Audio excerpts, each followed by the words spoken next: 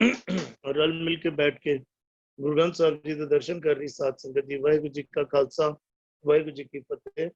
गुरु ग्रंथ साहब जी की चल रही लड़ीवार विचारा विच अज अंक नंबर 1060 1060 अंक नंबर तो अगे पाठ करना है। मारू राग विच महला तीजा जी दे उच्चारण कीते हुए सोलिया दे पाठ चल रहे हैं, जिस विच 16वें सोलहे दे 10 पदियां तक कल पाठ हुए सन। अज अगों पाठ करना है। दिसंतर पवै अंतर नहीं पाले, माया मोह बद्धा जम काले। जम की फांसी कबू न टूटे, दूजे पाए परमाइंदा। दिसंतर पवे अंतर नहीं पाले, माया मोह बद्धा जम काले। जम की फांसी कबहू ना टूटे, दूजे पाए परमाइंदा। दिसंतर ਵੱਖ-ਵੱਖ ਦਿਸ਼ਾਵਾਂ ਵਿੱਚ ਵੱਖ-ਵੱਖ ਪਾਸੇ ਭਟਕਦਾ ਰਹਿੰਦਾ ਹੈ। ਦਿਸੰਤਰ ਦਿਸ਼ਾਵਾਂ ਵਿੱਚ ਕਿਸ ਲਈ ਭਟਕ ਰਿਹਾ? ਸ਼ਾਇਦ ਸੱਚ ਨੂੰ ਭਾਲਣ ਲਈ, ਸ਼ਾਇਦ ਪ੍ਰਮਾਤਮਾ ਨੂੰ ਖੋਜਣ ਲਈ। ਕਹਿੰਦੇ ਦਿਸੰਤਰ ਭਵੇ ਘੁੰਮ ਰਿਹਾ, ਅੰਤਰ ਨਹੀਂ ਭਾਲੇ, ਆਪਣੇ ਅੰਦਰ ਨਹੀਂ ਖੋਜ ਰਿਹਾ। परमात्मा अंदर ही वसदा है, ਉਹਦੇ ਨਾਲ ਸਾਂਝ ਨਹੀਂ ਬਣਦੀ। बाहर ढूंढता जा रहा, बाहर मुखी होके बाहर विचर रहा है। माया मोह बद्धा जम काले, कहते माया दे मोह विच, मोह दे स्पेलिंग वल ध्यान देना, हां नु सियारी लगी है। माया दे मोह विच फसिया होया, बद्धा जम काले। जम काले विकारां नु वधाई जा रहा है, आत्मक मौत दे सहारदा जा रहा है। ਤੇ ਆਤਮਕ ਮੌਤ ਦੇ ਨਾਲ ਇੰਜ ਸਮਝੀਏ ਬੱਧਾ ਰਹਿੰਦਾ ਹੈ, ਜੰਮਾਂ ਦੇ ਨਾਲ ਬੱਧਾ ਰਹਿੰਦਾ ਹੈ, ਬਣਿਆ ਰਹਿੰਦਾ ਹੈ। ਮਨ ਦੇ ਵਿੱਚੋਂ ਵਿਕਾਰ ਮੁੱਕਦੇ ਨਹੀਂ, ਬਸ ਸਗੋਂ ਹੋਰ ਤੇ ਹੋਰ ਵੱਧਦੇ ਰਹਿੰਦੇ ਨੇ। ਮਾਇਆ ਮੋਹ ਬੱਧਾ ਜਮ ਕਾਲੇ, ਜਮ ਕੀ ਫਾਂਸੀ ਕਬਹੂ ਨਾ ਟੂਟੈ, ਦੂਜੇ ਪਾਏ ਪਰਮਾਇੰਦਾ। ਜਮ ਕੀ ਫਾਂਸੀ, ਦੇਖੋ ਅੱਖਰ ਬਾਰ-ਬਾਰ ਗੁਰੂ ਸਾਹਿਬ ਫਾਂਸੀ ਕਹਿੰਦੇ ਨੇ। फांसी की है ਜਿਹੜੀ ਚੰਗੀ ਤਰ੍ਹਾਂ ਜਕੜ ਲੈਂਦੀ ਹੈ, ਜਿਸ ਦੇ ਵਿੱਚੋਂ ਛੁੱਟਣਾ ਮੁਸ਼ਕਿਲ ਹੋ ਜਾਂਦਾ ਹੈ, ਜਿਸ ਦੇ ਵਿੱਚੋਂ ਛੁੱਟਣਾ ਇੱਕ ਤਰ੍ਹਾਂ ਤੋਂ ਨਾਮੁਮਕਿਨ ਹੋ ਜਾਂਦਾ ਹੈ। ਬੰਦਾ ਆਪਣੀ ਸਮਰੱਥਾ ਨਾਲ ਉਹਦੇ ਵਿੱਚੋਂ ਨਿਕਲ ਨਹੀਂ ਸਕਦਾ। ਗੁਰੂ ਸਾਹਿਬ ਕਹਿ ਰਹੇ ਜਮ ਕੀ ਫਾਂਸੀ ਕਬੂ ਨਾ ਟੂਟੇ, ਕਦੀ ਟੁੱਟਦੀ ਨਹੀਂ। ਉਹਦੇ ਵਿੱਚ ਫਾਈਆਂ ਵਿੱਚ ਫਸ ਜਾਂਦਾ ਹੈ। ਜਮਾਂ ਦੀ ਫਾਈਆਂ ਟੁੱਟਦੀ ਨਹੀਂ, ਵਿਕਾਰ ਰੂਪ ਜਮ ਜਕੜ ਲੈਂਦੇ ਹਨ, ਚੰਗੀ ਤਰ੍ਹਾਂ ਫਸਾ ਲੈਂਦੇ ਹਨ। ਦੂਜੇ ਭਾਏ ਪਰਮਾਇੰਦਾ, ਦੂਜੇ ਭਾਏ, ਦੂਜੇ ਦੇ ਪ੍ਰੇਮ ਵਿੱਚ। ਦੂਜਾ ਭਾਏ ਕੀ ਹੈ? ਪਹਿਲਾ ਪਰਮਾਤਮਾ ਸਮਝ ਲਈਏ ਤਾਂ ਪਰਮਾਤਮਾ ਤੋਂ ਜੋ ਵੀ ਚੀਜ਼ ਸਾਨੂੰ ਦੂਰ ਲੈ ਜਾ ਰਹੀ ਹੈ, ਜੋ ਵੀ ਤੋੜ ਰਹੀ ਹੈ, ਉਹ ਦੂਜੇ ਦਾ ਭਾਏ ਹੈ, ਉਹ ਦੂਜੇ ਦਾ ਪ੍ਰੇਮ। ਸਾਨੂੰ ਪੁੱਤਰ ਕਹੀਏ, ਧੀ ਕਹੀਏ, ਮਾਤਾ ਪਿਤਾ ਕਹੀਏ, ਪਤਨੀ ਕਹੀਏ, ਪਦਾਰਥ ਕਹੀਏ, ਸਾਰੇ ਪ੍ਰਵਾਨ ਹਨ। ਜੇ ਸਾਰਿਆਂ ਵਿੱਚ ਰਹਿੰਦੇ ਹੋਏ ਜੇਕਰ ਉਹ ਪਰਮਾਤਮਾ ਨਾ ਭੁੱਲ ਜਾਏ। ਮਤ ਦੇਖ ਭੁੱਲਾਂ ਵਿਸਰੇ ਤੇਰਾ ਚਿੱਤ ਨਾ ਆਵੇ ਨਾ। ਸਾਰੇ ਪ੍ਰਵਾਨ ਹਨ, ਸਾਰੇ ਕਬੂਲ ਹਨ, ਲੇਕਿਨ ਕੋਈ ਵੀ ਕਬੂਲ ਨਹੀਂ ਹੈ ਜੇ ਇਹਨਾਂ ਨੂੰ ਦੇਖ ਕੇ ਪਰਮਾਤਮਾ ਨੂੰ ਭੁੱਲ ਜਾਈਏ। ਫਿਰ ਕੋਈ ਵੀ ਪ੍ਰਵਾਨ ਨਹੀਂ, ਕੋਈ ਵੀ ਕਬੂਲ ਨਹੀਂ ਹੈ। ਗੁਰੂ ਸਾਹਿਬ ਸਮਝਾਣਾ ਕਰ ਰਹੇ ਹਨ, ਦੂਜੇ ਭਾਏ ਪਰਮਾਇੰਦਾ, ਦੂਜੇ ਦੇ ਮੋਹ ਵਿੱਚ ਫਸਿਆ ਹੋਇਆ, ਦੂਜੇ ਦੇ ਪ੍ਰੇਮ ਵਿੱਚ ਫਸਿਆ ਹੋਇਆ ਪਰਮਾਇੰਦਾ ਭਟਕ ਰਿਹਾ। ਪਹਿਲੀ ਪੰਕਤੀ ਆਈ ਸੀ ਦਿਸੰਤਰ ਭਵੇ, ਤੇ ਸਮਾਪਤੀ ਵੀ ਹੋਇਆ ਪਰਮਾਇੰਦਾ, ਦੂਜੇ ਦੇ ਮੋਹ ਵਿੱਚ ਪੈ ਗਿਆ। ਸੱਚ ਸਮਝ ਵਿੱਚ ਨਹੀਂ ਆਇਆ, ਪਰਮਾਤਮਾ ਕੀ ਹੈ ਸਮਝ ਨਹੀਂ ਆਇਆ। ਪਰਮਾਤਮਾ ਕਿੱਥੇ ਲੱਭੇਗਾ, ਕਿਸ ਤਰ੍ਹਾਂ ਲੱਭੇਗਾ, ਸਮਝ ਵਿੱਚ ਨਹੀਂ ਆਇਆ। ਤਈਓ ਦਿਸੰਤਰ ਭਵੇ ਤੇ ਤਈਓ ਦੂਜੇ ਪਾਏ ਪਰਮਾਇੰਦਾ। ਦੂਜੇ ਦੇ ਪ੍ਰੇਮ ਨੂੰ ਹੀ ਪਰਮਾਤਮਾ ਦਾ ਪ੍ਰੇਮ ਸਮਝੀ ਜਾ ਰਿਹਾ। ਦੂਜੇ ਭਾਏ ਬੜਾ ਕੁਝ ਬੋਲ ਰਿਹਾ, ਬੜਾ ਕੁਝ ਸਮਝਾ ਰਿਹਾ, ਦੂਜੇ ਭੁਲੇਖਾ ਪੈ ਗਿਆ, ਭਰਮ ਪੈ ਗਿਆ। ਦੂਜੇ ਦੇ ਪ੍ਰੇਮ ਨੂੰ ਹੀ ਸਮਝੀ ਜਾ ਰਿਹਾ ਕਿ ਪਰਮਾਤਮਾ ਦਾ ਪ੍ਰੇਮ ਹੈ। ਇਸ ਤਰ੍ਹਾਂ ਸਮਝੀਏ ਕਿ ਮ੍ਰਿਗ ਤ੍ਰਿਸ਼ਨਾ ਦੇ ਪਿੱਛੇ, ਜਿਹਨੂੰ ਅਸੀਂ ਮਿਰਾਜ ਵੀ ਕਹਿੰਦੇ ਹਾਂ, ਜਿਹੜੀ ਰੇਗਿਸਤਾਨ ਦੇ ਅੰਦਰ ਰੇਤ ਦੇ ਉੱਤੇ ਸੂਰਜ ਦੀ ਕਿਰਨਾਂ ਪੈਂਦੀਆਂ, ਸਾਨੂੰ ਲੱਗਦਾ ਪਾਣੀ ਹੈ। ਤੇ ਕਈ ਵਾਰੀ ਹਿਰਨਾਂ ਦਾ ਉਦਾਹਰਨ ਦੇ ਕੇ ਇਸ ਲਈ ਉਹਨੂੰ ਮ੍ਰਿਗ ਤ੍ਰਿਸ਼ਨਾ ਕਿਹਾ ਜਾਂਦਾ ਹੈ। ਪਾਣੀ ਸਮਝ ਕੇ ਹਿਰਨ ਉੱਤੇ ਦੌੜਦਾ ਰਹਿੰਦਾ, ਉੱਤੇ ਪਹੁੰਚਦਾ ਹੈ ਤੇ ਉੱਤੇ ਕੁਝ ਨਹੀਂ ਲੱਭਦਾ, ਫਿਰ ਕੁਝ ਥੋੜੇ ਡਿਸਟੈਂਸ ਤੇ ਉਹਨੂੰ ਫਿਰ ਜਿਹੜੀ ਹੈ ਪਾਣੀ ਦਿਸਣ ਲੱਗ ਪੈਂਦਾ। ਕਹਿੰਦੇ ਨੇ ਉਹੀਓ ਹਿਸਾਬ ਮਨੁੱਖ ਦਾ ਬਣਿਆ ਪਿਆ ਹੈ, ਉਹ ਮ੍ਰਿਗ ਤ੍ਰਿਸ਼ਨਾ ਦੀ ਤਰ੍ਹਾਂ ਭਟਕਦਾ ਜਾ ਰਿਹਾ ਹੈ, ਦੂਜੇ ਪਾਏ ਪਰਮਾਇਣ ਦਾ ਝੂਠ ਨੂੰ ਸੱਚ ਸਮਝ ਕੇ ਭਟਕਦਾ ਰਹਿੰਦਾ। ਜੀ ਅਰਵਿੰਦਰ ਜੀ। ਜਿਹੜੀ ਹੁਣ ਅੱਜ ਪੰਕਤੀ ਜਿਹੜੀ ਹੈ ਉਹ ਕਹਿ ਰਹੀ ਹੈ ਦਸੰਤਰ ਭਵੈ ਅੰਤਰ ਨਹੀਂ ਪਾਲੈ। ਕੱਲ ਸਾਨੂੰ ਗੁਰੂ ਸਾਹਿਬ ਦੀ ਗੱਲ ਸਮਝਾ ਸੌਰੀ ਵੀਰ ਜੀ, ਇੱਕ ਸੈਕਿੰਡ ਨਾ ਹਰਪ੍ਰੀਤ ਵੀਰ ਜੀ, ਤੁਸੀਂ ਨਾ ਸ਼ੇਅਰ ਕਰ ਦਿਓ ਸਕਰੀਨ, ਮੇਰਾ ਲਾਈਵ ਨਹੀਂ ਹੋ ਪਾ ਰਿਹਾ ਫੇਸਬੁੱਕ ਤੇ। ਜੀ ਅਰਵਿੰਦਰ ਵੀਰ ਜੀ ਕੰਟੀਨਿਊ ਕਰੋ ਪਲੀਜ਼। ਜਿਹੜੀ ਕੱਲ ਜਿਹੜਾ ਸ਼ਬਦ ਗਿਆ ਸੀ ਨਾ, ਉਹਨਾਂ ਗੁਰੂ ਸਾਨੂੰ ਸਮਝਾਉਂਦੇ ਪਏ ਸਨ, ਕਹਿੰਦਾ ਘਰ ਹੀ ਅੰਦਰ ਸਾਚਾ ਸੋਏ। ਵੀ ਉਹ ਨਾ ਬਾਹਰ ਛੂਟਣ, ਬਾਹਰ ਢੂੰਡਣ ਤੇ ਅਬ ਛੂਟ ਪੜੀ ਵੀ ਘਰ ਹੀ ਮੈਂ ਅੰਮ੍ਰਿਤ ਭਰਪੂਰ ਹੈ। ਲੇਕਿਨ ਅਸੀਂ ਉਸ ਗੱਲ ਨੂੰ ਨਾ ਸਮਝਦਿਆਂ ਹੋਇਆਂ ਪਰਮਾਰਥ ਦਾ ਕਰਮ ਸਮਝ ਕੇ ਅਸੀਂ ਰੱਬ ਨੂੰ ਬਾਰ ਮੁਖੀ ਹੋ ਕੇ ਤੇ ਬਾਹਰ ਵੱਖ-ਵੱਖ ਦਿਸ਼ਾਵਾਂ ਦੇ ਉੱਤੇ ਤੀਰਥ ਸਮਝ ਕੇ ਕਿਸੇ ਸਥਾਨ ਨੂੰ ਅਸੀਂ ਜਾਣਾ ਸ਼ੁਰੂ ਕਰ ਦਿੱਤਾ ਹੈ। ਦੇ ਵਿੱਚ ਦਸੰਤਰ ਪਵੇ, ਦਸਾਂ ਦਿਸ਼ਾਵਾਂ, ਇਹ ਤੁਹਾਨੂੰ ਵੱਖ-ਵੱਖ ਤਰੀਕੇ ਨਾਲ ਗੁਰੂ ਨੇ 10 3 ਲੋਕ 10 ਦਸੰਤਰ, ਇਹ ਵੱਖ-ਵੱਖ ਟਰਮੀਨੋਲੋਜੀਸ ਨੇ ਜੋ ਸਮੇਂ ਦੀ ਜੋ ਵੀ ਭਾਖਿਆ ਸੀ ਉਹਦੇ ਹਿਸਾਬ ਤੇ। ਕਹਿੰਦਾ ਬੰਦਾ ਕਰਦਾ ਕੀ ਪਿਆ, ਕਹਿੰਦੇ ਕੱਲ ਵੀ ਸੀ, ਕਹਿੰਦਾ ਘਰ ਹੀ ਅੰਤਰ ਸਾਚਾ ਸੋਏ। ਕਹਿੰਦਾ ਗੁਰਮੁਖ ਵਿਰਲੇ ਬੂਝਾ ਕੋਈ ਵਿਰਲਾ ਹੀ ਹੈ ਜੋ ਇਸ ਗੱਲ ਨੂੰ ਸਮਝ ਪਾਉਂਦਾ ਕਿ ਰੱਬ ਕਿਤੇ ਬਾਹਰ ਨਹੀਂ ਹੈ। ਰੱਬ ਕਦੋਂ, ਰੱਬ ਦੇ ਵਾਸਤੇ ਤੂੰ ਆਪਣੇ ਅੰਦਰ ਖੋਜ ਕਰਨੀ ਸੀ।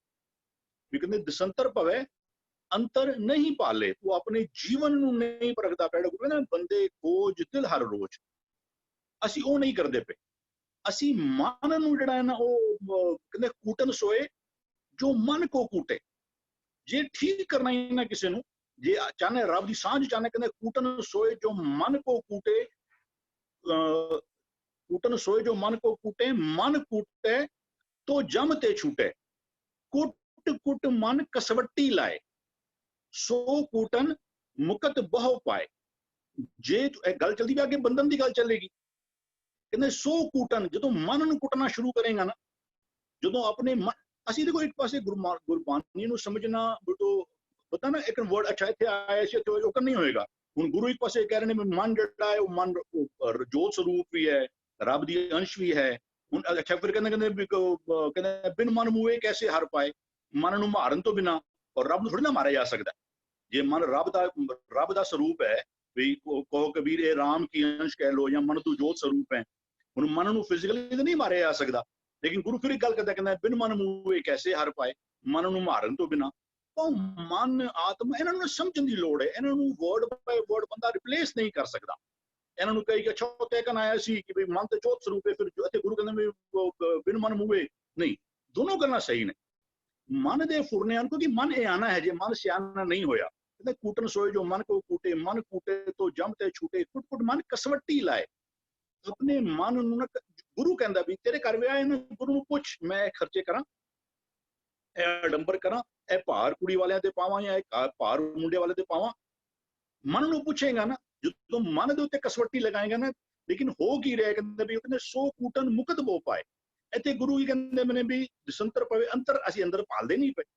ਸਾਡੇ ਕਰਤੂਤਾਂ ਨੂੰ ਨਹੀਂ, ਅਸੀਂ ਜੋ ਕਰਨੇ ਪਏ ਹਨ ਉਹਨਾਂ ਨੂੰ ਨਹੀਂ ਭਾਲਦੇ ਪਏ। ਕਹਿੰਦੇ ਮਾਇਆ ਮੋਹ ਬਾਂਦਾ ਜਮ ਕਾਲੇ, ਮਾਇਆ ਦੇ ਪਿਆਰ ਵਿੱਚ ਅੱਜ ਕਹਿੰਦੇ ਮਾਇਆ ਹਰ ਉਹ ਚੀਜ਼ ਜੋ ਰੱਬੀ ਸਿਧਾਂਤਾਂ ਤੋਂ ਸਾਨੂੰ ਤੋੜਦੀ ਹੋਏ। ਇਹ ਮਾਇਆ ਜਿਤ ਹਰ ਵਿਸਰੈ, ਮੋਹ ਉਪਜੇ ਭਾਉ ਦੂਜਾ ਲਾਇਆ। ਸਾਨੂੰ ਸੰਸਾਰ ਵਾਸਤੇ ਲੋਕ ਕੀ ਕਹਿਣਗੇ, ਦੁਨੀਆ ਕੀ ਕਹੇਗੀ, ਸਮਾਜ ਕੀ ਕਹੇਗਾ, ਮੇਰੀ ਪੋਜੀਸ਼ਨ ਦਾ ਕੀ ਹੋਏਗਾ, ਸਾਨੂੰ ਸਾਰਾ ਉਹਨੇ ਘੇਰ ਕੇ ਰੱਖਿਆ ਹੋਇਆ। ਸਾਡਾ ਜੀਵਨ, ਸਾਡਾ ਫਲਾਣੇ ਬੰਦੇ ਉਹ ਲੋਕ ਲਾਜ ਅੰਦਰ ਸਾਡਾ ਜੀਵਨ ਜਿਹੜਾ ਨਾ ਉਹ ਚੱਲੀ ਜਾਂਦਾ ਪਿਆ। ਕਹਿੰਦੇ ਇਹਦੇ ਅੰਦਰ ਇਸ ਨੇ ਸਾਨੂੰ ਬੰਦ ਕੇ ਰੱਖਿਆ। ਤੇ ਕਹਿੰਦੇ ਵੀ ਸੋ ਕੁੱਟਣ ਮੁਕਤ ਬਹੁ ਪਾਏ। ਜਦੋਂ ਮਨ ਨੂੰ ਕੁੱਟਣਾ ਸ਼ੁਰੂ ਕਰੇਗਾ ਨਾ, ਫਿਰ ਇਹਨਾਂ ਤੋਂ ਖਲਾਸ, ਮਾਇਆ ਦੇ ਮੋਹ ਤੋਂ ਜਿਹੜੇ ਤੇਰੇ ਮਨ ਤੇ ਪ੍ਰਭਾਵ ਪਾ ਕੇ ਉਹਨੂੰ ਆਪਣੇ ਵਾਲੇ ਪਾਸੇ ਡਰਾਈਵ ਕਰਦੇ ਪਏ ਸਨ, ਉਸ ਪਾਸੇ ਡਾਇ ਉਹ ਤੈਨੂੰ ਕਹਿੰਦੇ ਦੂਜੇ ਭਾਏ ਬਾਦਾ ਜਮ ਫਾਂਸੀ। ਦੂਜੇ ਨਾਲ, ਦੂਜਾ ਤਾਂ ਮਤਲਬ ਇੱਕ ਰੱਬੀ ਸਿਧਾਂਤ ਨੇ, ਇੱਕ ਦੁਨੀਆ ਦਾ ਪਿਆਰ। ਤੇ ਤੈਨੂੰ ਉਹ ਦੁਨੀਆ ਦਾ ਡਰ, ਦੁਨੀਆ ਦਾ ਪਿਆਰ ਤੇਰੇ ਤੇ ਇਤਨਾ ਹਾਵੀ ਹੈ, ਤੂੰ ਰੱਬੀ ਸਿਧਾਂਤ ਜਿਹੜੇ ਨਾ ਉਹਨਾਂ ਨੂੰ ਤਿਆਗਣ ਨੂੰ ਤਿਆਰ ਹੈ। ਇਹਦੇ ਕਾਰਨ ਤੂੰ ਮਾਇਆ ਦੇ ਮੋਹ ਵਿੱਚ ਵਧਿਆ ਪਿਆ। ਇਹਦੇ ਵਾਸਤੇ ਤੇਰੇ ਸਿਰ ਦੇ ਉੱਤੇ ਆਤਮਿਕ ਮੌਤ ਦੀ ਫਾਹੀ ਜਿਹੜੀ ਨਾ ਹਮੇਸ਼ਾ ਬਰਕਰਾਰ ਰਹਿੰਦੀ ਹੈ। ਕਹਿੰਦਾ ਜਮ ਕੀ ਫਾਂਸੀ ਕਬੂ ਨਾ ਟੁੱਟੇ, ਕਿਉਂਕਿ ਤੇਰੇ ਮਨ ਵਿੱਚੋਂ ਗੁਰੂ ਕਹਿੰਦਾ ਵੀ ਗੁਰਮੁਖ ਵਿਰਲਾ ਬੂਝੇ ਕੋਈ। ਜੇ ਤੂੰ ਨਹੀਂ ਗੁਰੂ ਕੋਲੋਂ ਜਾ ਕੇ ਜੇ ਇਹ ਜੀਵਨ ਜਾਂਚ ਨਹੀਂ ਲਿੱਤੀ, ਕਹਿੰਦਾ ਜਮ ਕੀ ਫਾਂਸੀ ਕਬੂ ਨਾ ਟੁੱਟੇ। ਉਹਨਾਂ ਨੇ ਜੋ ਗ੍ਰਿਸ਼ਤ ਤੇਰੇ ਉੱਤੇ ਬਣਾਈ ਹੋਈ ਹੈ ਨਾ, ਜੋ ਪਕੜ ਉਹ ਜਮਾਂ ਨੇ ਆਤਮਕ ਮੌਤ ਦੇ ਫਰਿਸ਼ਤੇ ਜਿਹੜੇ हैं ਉਹ ਚਾਹੇ ਕਾਮ ਕ੍ਰੋਧ ਲੋਭ ਮੋਹ ਵਿਕਾਰ, ਇਹਨਾਂ ਨੇ ਤੇਰੇ ਉੱਤੇ ਆਪਣੀ ਪਕੜ ਬਣਾਈ ਹੋਈ ਹੈ ਔਰ ਉਹ ਕਦੀ ਟੁੱਟਣੀ ਨਹੀਂ। ਜੇ ਤੂੰ ਗੁਰੂ ਕੋਲੋਂ ਜਾ ਕੇ ਜੀਵਨ ਜਾਂਚ ਨਾ ਸੁੱਖੀ, ਆਪਣੇ ਮਨ ਨੂੰ ਪੜਚੋਲਣਾ ਸ਼ੁਰੂ ਨਾ ਕੀਤਾ, ਧਾਰਮਿਕ ਕਿਰਿਆ ਕਰਕੇ ਸਾਲ ਵਿੱਚ ਅਖੰਡ ਪਾਠ ਰਖਾ ਲਿੱਤਾ, ਵੀ ਉੱਥੇ ਇਤਨਾ ਉਹ ਚਿਲੀਏ ਕੱਢ ਲਿੱਤੇ, ਉਹ ਤੀਰਥਾਂ ਤੇ ਚਲੇ ਗਏ, ਇਹਨਾਂ ਦੇ ਨਾਲ ਤੇਰਾ ਇਹਨਾਂ ਬਾਹਰਲੇ ਕਰਮਾਂ ਦੇ ਨਾਲ ਤੇਰਾ ਰੱਬ ਦੇ ਨਾਲ ਸਾਂਝ ਨਹੀਂ ਪਏਗੀ। ਮਾਇਆ ਦਾ ਪ੍ਰਭਾਵ, ਵਿਕਾਰਾਂ ਦਾ ਪ੍ਰਭਾਵ ਤੇਰੇ ਜੀਵਨ ਵਿੱਚੋਂ ਨਹੀਂ ਜਾਏਗਾ। ਜਮ ਕੀ ਫਾਂਸੀ ਗੁਰੂ ਸਪਸ਼ਟ ਕਹਿੰਦਾ ਕਬਹੂ ਨਾ ਟੁੱਟੇ, ਇਹਨਾਂ ਨਾਲ ਨਹੀਂ ਟੁੱਟਣੀ। ਤੂੰ ਕਰਨਾ ਚਾਹੁੰਦਾ ਕਰਕੇ ਦੇਖ ਲੈ। ਕਹਿੰਦੇ ਦੂਜੇ ਪਾਏ ਭਰਮਾਏ ਦਾ, ਤੈਨੂੰ ਤੂੰ ਭਰਮ ਭਟਕਦਾ ਹੀ ਰਹੇਗਾ। ਉਹ ਕਹਿੰਦੇ ਨਾ ਮਾਧਵੇ ਕਿਆ ਕਹੀਏ, ਭਰਮ ਐਸਾ ਜੈਸਾ ਮਾਨੀਏ ਹੋਏ ਨਾ ਤੈਸਾ। ਤੂੰ ਕਿਸੇ ਚੀਜ਼ ਨੂੰ ਧਰਮ ਸਮਝ ਕੇ ਕਰੀ ਜਾ ਸਾਲੋਂ ਬੱਧੀ ਕਰੀ ਜਾ, ਲੇਕਿਨ ਕਹਿੰਦਾ ਤੂੰ ਭਰਮ ਵਿੱਚ ਹੀ ਰਹੇਗਾ। ਕਹਿੰਦੇ ਡੀਕਨ ਡੋਲਾ ਕਹੋ ਲੋ ਜੋ ਮਨ ਕੇ ਭਰਮਾ। ਅਸੀਂ ਜ਼ਿੰਦਗੀ 'ਚ ਡਿਗਨੇ ਡੋਲਨੇ ਕਿਉਂ ਆ?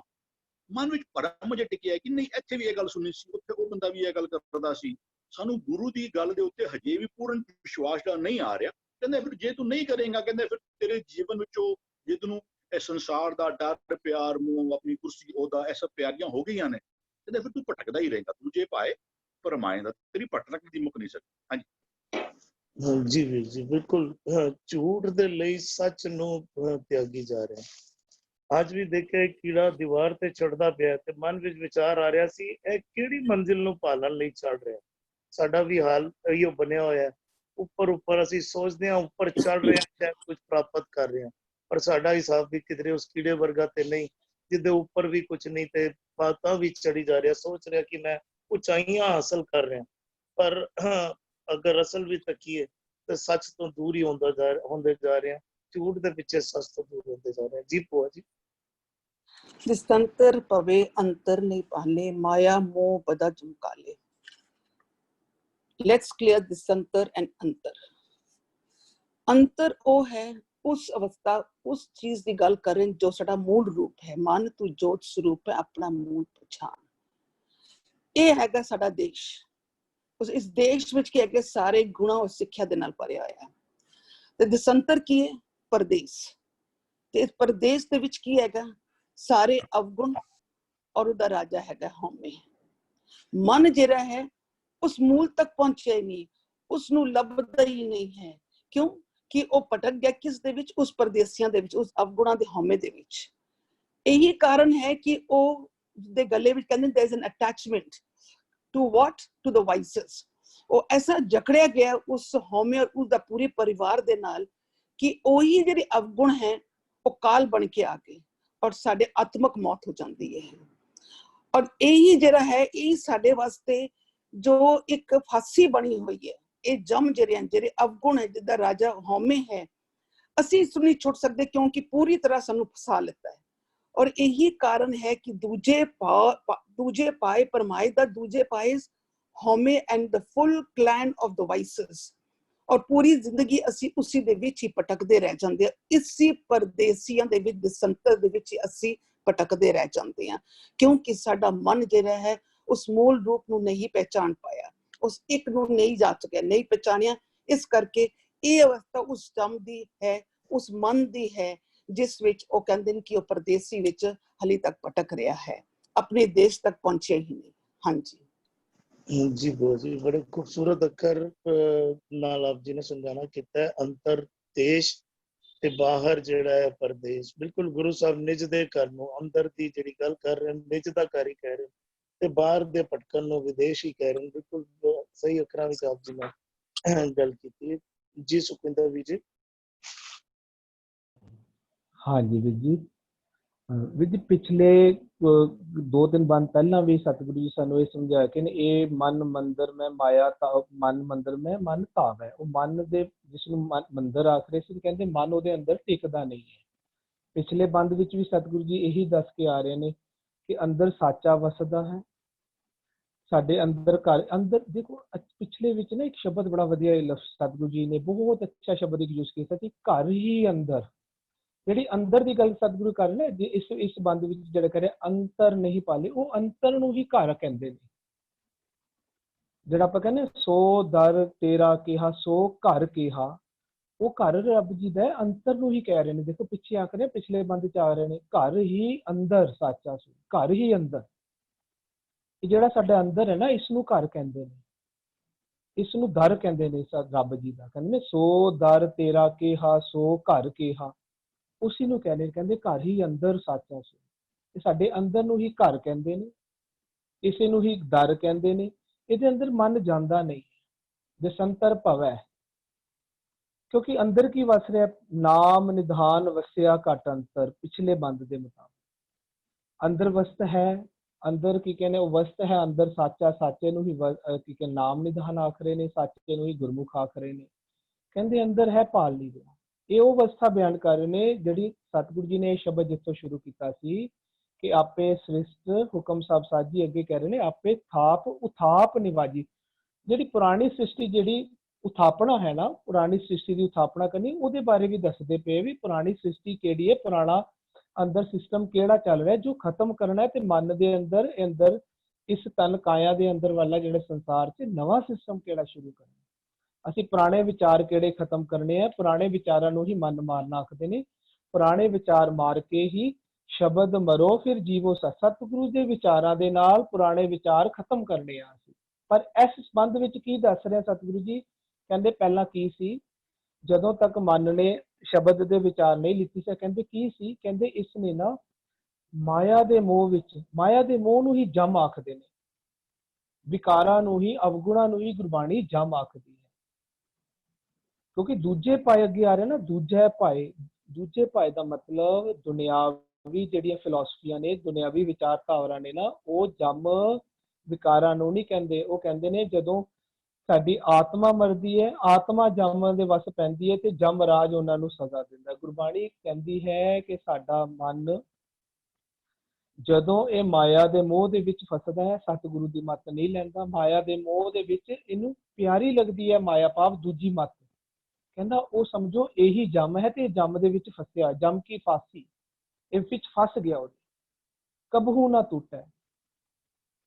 ਜਿਹਨੂੰ ਸਤਿਗੁਰੂ ਜੀ ਕਹਿੰਦੇ ਨੇ ਮੰਨੈ ਜਮ ਕੈ ਸਾਥ ਨਾ ਜਾਏ, ਉਹ ਹੈ ਜਦੋਂ ਮਨ ਸਤਿਗੁਰੂ ਜੀ ਦੀ ਸਿੱਖਿਆ ਲੈਂਦਾ ਫਿਰ ਜਮ ਦੇ ਸਾਥ ਨਾਲ ਨਹੀਂ ਜਾਂਦਾ, ਭਾਵ ਵਿਕਾਰਾਂ ਦੇ ਨਾਲ, ਅਵਗੁਣਾਂ ਨਾਲ ਨਹੀਂ ਜਾਂਦਾ। ਲੇਕਿਨ ਜਦੋਂ ਅਸੀਂ ਸਤਿਗੁਰੂ ਜੀ ਦੀ ਸਿੱਖਿਆ ਨੂੰ ਨਹੀਂ ਅਪਣਾਉਂਦੇ ਹਾਂ ਤਾਂ ਅਸੀਂ ਬੁਰੇ ਕਾਮ ਕੋ ਉਠ ਖਲੋਇਆ ਕਰ ਹੀ ਜਾਂਦੇ ਹਾਂ, ਜਮਾਂ ਦੇ ਨਾਲ ਚੱਲ ਹੀ ਜਾਂਦੇ ਹਾਂ, ਜਮਾਂ ਦੇ ਨਾਲ ਪਿਆਰ ਪਾ ਹੀ ਲੈਂਦੇ ਹਾਂ। ਉਹ ਉੱਥੇ ਆਖਰੇ ਨੇ, ਕਹਿੰਦੇ ਨੇ ਜਦੋਂ ਤੱਕ ਅਸੀਂ ਮਾਇਆ ਦੇ ਮੋਹ ਵਿੱਚ ਭਾਵ ਆਪਣੇ ਵਿਚਾਰਾਂ ਨੂੰ ਉਹ ਵਿਚਾਰ ਅਪਣਾਏ ਹੋਏ ਹਨ ਜਿਹੜੇ ਅਵਗੁਣਾ ਲੈ ਨੇ, ਦੁਰਮਤ ਦੇ ਨੇ, ਦੂਜੇ ਭਾਵ ਦੇ ਨੇ, ਕਹਿੰਦੇ ਸਮਝ ਲਈਏ ਅਸੀਂ ਜਮ ਦੇ ਵਿੱਚ ਫਸੇ ਹੋਏ ਹਾਂ, ਅਸੀਂ ਦੁਰਮਤ ਵਿੱਚ ਫਸੇ ਹੋਏ ਹਾਂ। ਇਸੇ ਨੂੰ ਜਮ ਕਾਲ ਕਹਿੰਦੇ ਨੇ। ਇਹ ਸਾਨੂੰ ਮਾਰ ਦਿੰਦਾ। ਸਤਿਗੁਰੂ ਦੇ ਸ਼ਬਦ ਵਿੱਚ ਵੀ ਅਸੀਂ ਮਰਦੇ ਹਾਂ। ਉਹ ਕਿਵੇਂ ਮਰਦੇ ਆ, ਕਹਿੰਦੇ ਨੇ ਸ਼ਬਦ ਮਰੋ ਫਿਰ ਜੀਵੋ ਸਦ ਹੀ। ਕਿੱਥੇ ਜੀਵਦੇ ਆ, ਸ਼ਬਦ ਦੇ ਵਿਚਾਰਾਂ ਦੇ ਨਾਲ। ਲੇਕਿਨ ਜਮ ਜਦੋਂ ਅਸੀਂ ਮਾਇਆ ਦੇ ਵਿਚਾਰਾਂ ਵਿੱਚ ਫਸਦੇ ਹਾਂ ਉਦੋਂ ਵੀ ਅਸੀਂ ਮਰਦੇ ਹਾਂ। ਉਦੋਂ ਕਦੋਂ ਮਰਦੇ ਹਾਂ, ਉਦੋਂ ਸਤਿਗੁਰੂ ਜੀ ਦੇ ਵਿਚਾਰਾਂ ਵੱਲੋਂ ਮਰ ਜਾਂਦੇ। ਸਾਡੇ ਸਤਿਗੁਰੂ ਜੀ ਦੇ ਵਿਚਾਰਧਾਰਾ ਸਾਡੇ ਜੋ ਖਤਮ ਹੋ ਜਾਂਦੀ, ਜਦੋਂ ਅਸੀਂ ਜਮਾਂ ਦੀ ਮੱਤ ਨੂੰ, ਦੁਰਮਤ ਨੂੰ ਪਸੰਦ ਕਰਨ ਲੱਗ ਜਾਂਦੇ, ਸਾਡੇ ਅੰਦਰੋਂ ਸਾਡੇ ਵਿਚਾਰ ਭੈੜੇ ਬਣ ਜਾਂਦੇ ਹਨ, ਬੁਰੇ ਵਿਚਾਰ ਸਾਡੇ ਤੇ ਹੈਵੀ ਹੋ ਜਾਂਦੇ ਆ। ਅਸੀਂ ਬੁਰੇ ਵਿਚਾਰਾਂ ਵਿੱਚ, ਦੁਰਮਤ ਵਿੱਚ ਹੀ ਕਰਮ ਕਰਨੇ ਸ਼ੁਰੂ ਕਰ ਦਿੰਦੇ ਆ। ਉਸ ਨੂੰ ਵੀ ਜਮ ਕਾਲ ਕਿਹਾ।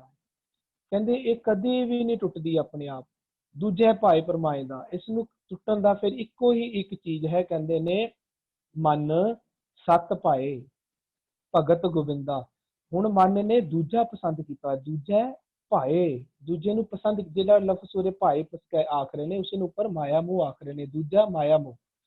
ਕਹਿੰਦੇ ਨੇ ਦੂਜੇ ਨੂੰ ਅਸੀਂ ਪਸੰਦ ਕਰਦੇ ਹਾਂ। ਗੱਲ ਸਾਰੀ ਸਾਡੀ ਪਸੰਦ ਤੇ ਹੀ ਆਉਂਦੀ ਹੈ। ਲੇਖਾ ਲਿਖੀ ਹੈ ਮਨ ਕਹਿ ਭਾਏ, ਮਨ ਨੇ ਦੂਜਾ ਪਸੰਦ ਕੀਤਾ, ਇਹਨੂੰ ਮਾਇਆ ਦੇ ਮੋਹ, ਇਹਨੂੰ ਜਮਕਾਲ ਦੀ, ਇਹਦਾ ਜਿਹੜਾ ਵਾਸਾ ਹੋਏਗਾ ਉਹ ਜਮਪੁਰੀ, ਜਿਹੜਾ ਉੱਪਰ ਆਖਦੇ ਨੇ ਦਿਸੰਤਰ। ਕਿਹੜਾ ਦਿਸੰਦੇਸ਼ ਹੈ, ਹੁਣ ਜਮਪੁਰੀ ਵਿੱਚ ਵਸ ਰਿਹਾ ਹੈ, ਜਮਪੁਰੀ ਵਿੱਚ ਵਸ ਰਿਹਾ ਹੈ।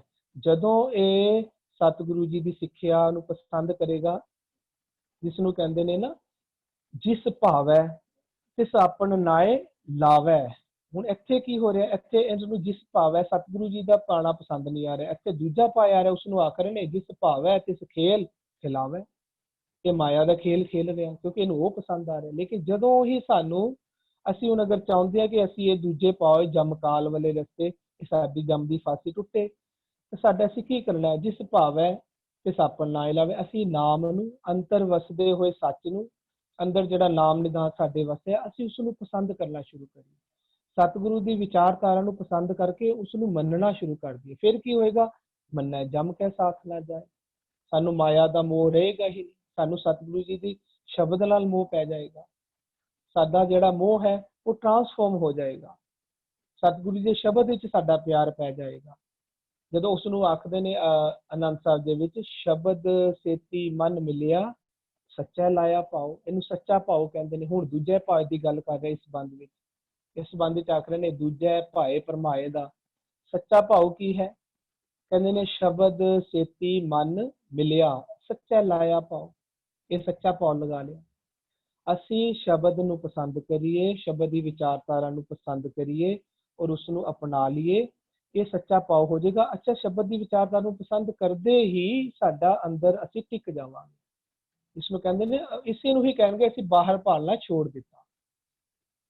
ਜਦੋਂ ਅਸੀਂ ਸਤਿਗੁਰੂ ਦੇ ਵਿਚਾਰਾਂ ਨੂੰ ਪਸੰਦ ਕਰਨਾ ਸ਼ੁਰੂ ਕਰ ਦਾਂਗੇ ਤਾਂ ਇਹਦਾ ਮਤਲਬ ਹੈ ਕਿ ਅਸੀਂ ਹੁਣ ਬਾਹਰ ਭਾਲਣਾ ਛੋੜਤਾ, ਅਸੀਂ ਹੁਣ ਅੰਦਰ ਵਸਦੇ ਸੱਚ ਨੂੰ, ਅੰਦਰ ਵਸਦੇ ਨਾਮ ਨਿਧਾਨ ਨੂੰ ਖੋਜ ਰਹੇ ਹਾਂ, ਜਿਸ ਨੂੰ ਕਹਿੰਦੇ ਬੰਦੇ ਖੋਜ ਦਿਲ ਹਰ ਰੋਜ਼। ਅਸੀਂ ਉਸ ਨੂੰ ਖੋਜਣਾ ਸ਼ੁਰੂ ਕਰ ਦਿੱਤਾ ਤੇ ਅਸੀਂ ਉਹਦੇ ਵਿੱਚ ਸਮਾ ਵੀ ਜਾਵਾਂਗੇ। ਸਤਿਗੁਰ ਕੀ ਜਿਸ ਨੂੰ ਮਤਿ ਆਵੇ ਸੋ ਸਤਿਗੁਰ ਮਾਹੇ ਸਮਾਨਾ। ਫਿਰ ਅਸੀਂ ਇਹ ਭਰਮ ਦੇ ਵਿੱਚ ਨਹੀਂ ਭਟਕਾਂਗੇ। ਹਾਂਜੀ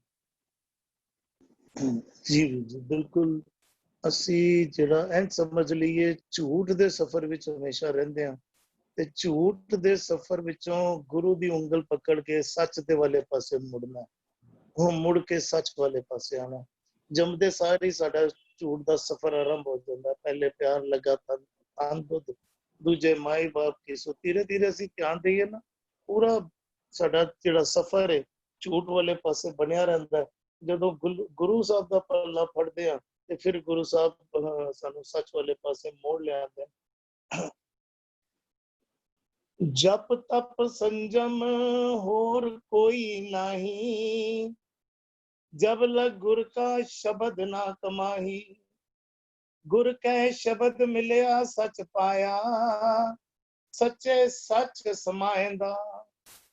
बिल्कुल ਜਿਹੜੀ ਦ੍ਰਿਸ਼ਟਾਂਤ ਪਿਛਲੇ ਪਦੇ ਤੋਂ ਜਾਂ ਉਸ ਤੋਂ ਪਿਛਲੇ ਪਦੇ ਤੋਂ ਟੋਰ ਰਹੀ ਸੀ, ਉਹਨੂੰ ਹੋਰ ਅੱਗੇ ਲੈ ਗਿਆ। ਨੈਗੇਟਿਵਿਟੀ ਤੋਂ ਪੋਜ਼ਿਟਿਵਿਟੀ ਵਿੱਚ ਕਿਸ ਤਰ੍ਹਾਂ ਆਣਾ ਹੈ, ਗੁਰੂ ਸਾਹਿਬ ਖੋਲ ਕੇ ਸਮਝਾ ਰਹੇ। ਗੁਰੂ ਸਾਹਿਬ ਸਮਝਾਣਾ ਕਰ ਰਹੇ, ਜਪ ਤਪ ਸੰਜਮ ਹੋਰ ਕੋਈ ਨਹੀਂ।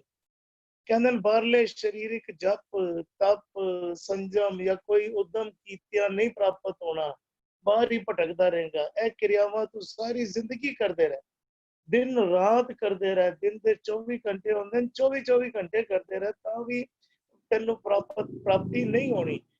ਜਪ ਤਪ ਸੰਜਮ ਨੂੰ ਵੀ ਥੋੜਾ ਜਿਹਾ ਸਮਝਣ ਦੀ ਕੋਸ਼ਿਸ਼ ਕਰੀਏ।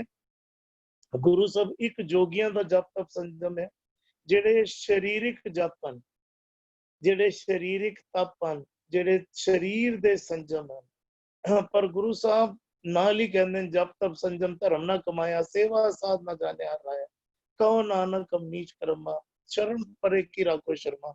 ਨਾਲੇ ਜਪ ਤਪ ਸੰਜਮ ਦੀ ਗੱਲ ਵੀ ਕਰ ਰਹੇ ਨੇ, ਨਾਲੇ ਜਪ ਤਪ ਸੰਜਮ ਦੇ ਰਾਹੀਂ ਕਹਿ ਰਹੇ ਨੇ ਪ੍ਰਾਪਤੀ ਵੀ ਨਹੀਂ ਹੋਣੀ। ਗੱਲ ਸਮਝਣ ਦੀ ਲੋੜ ਹੈ।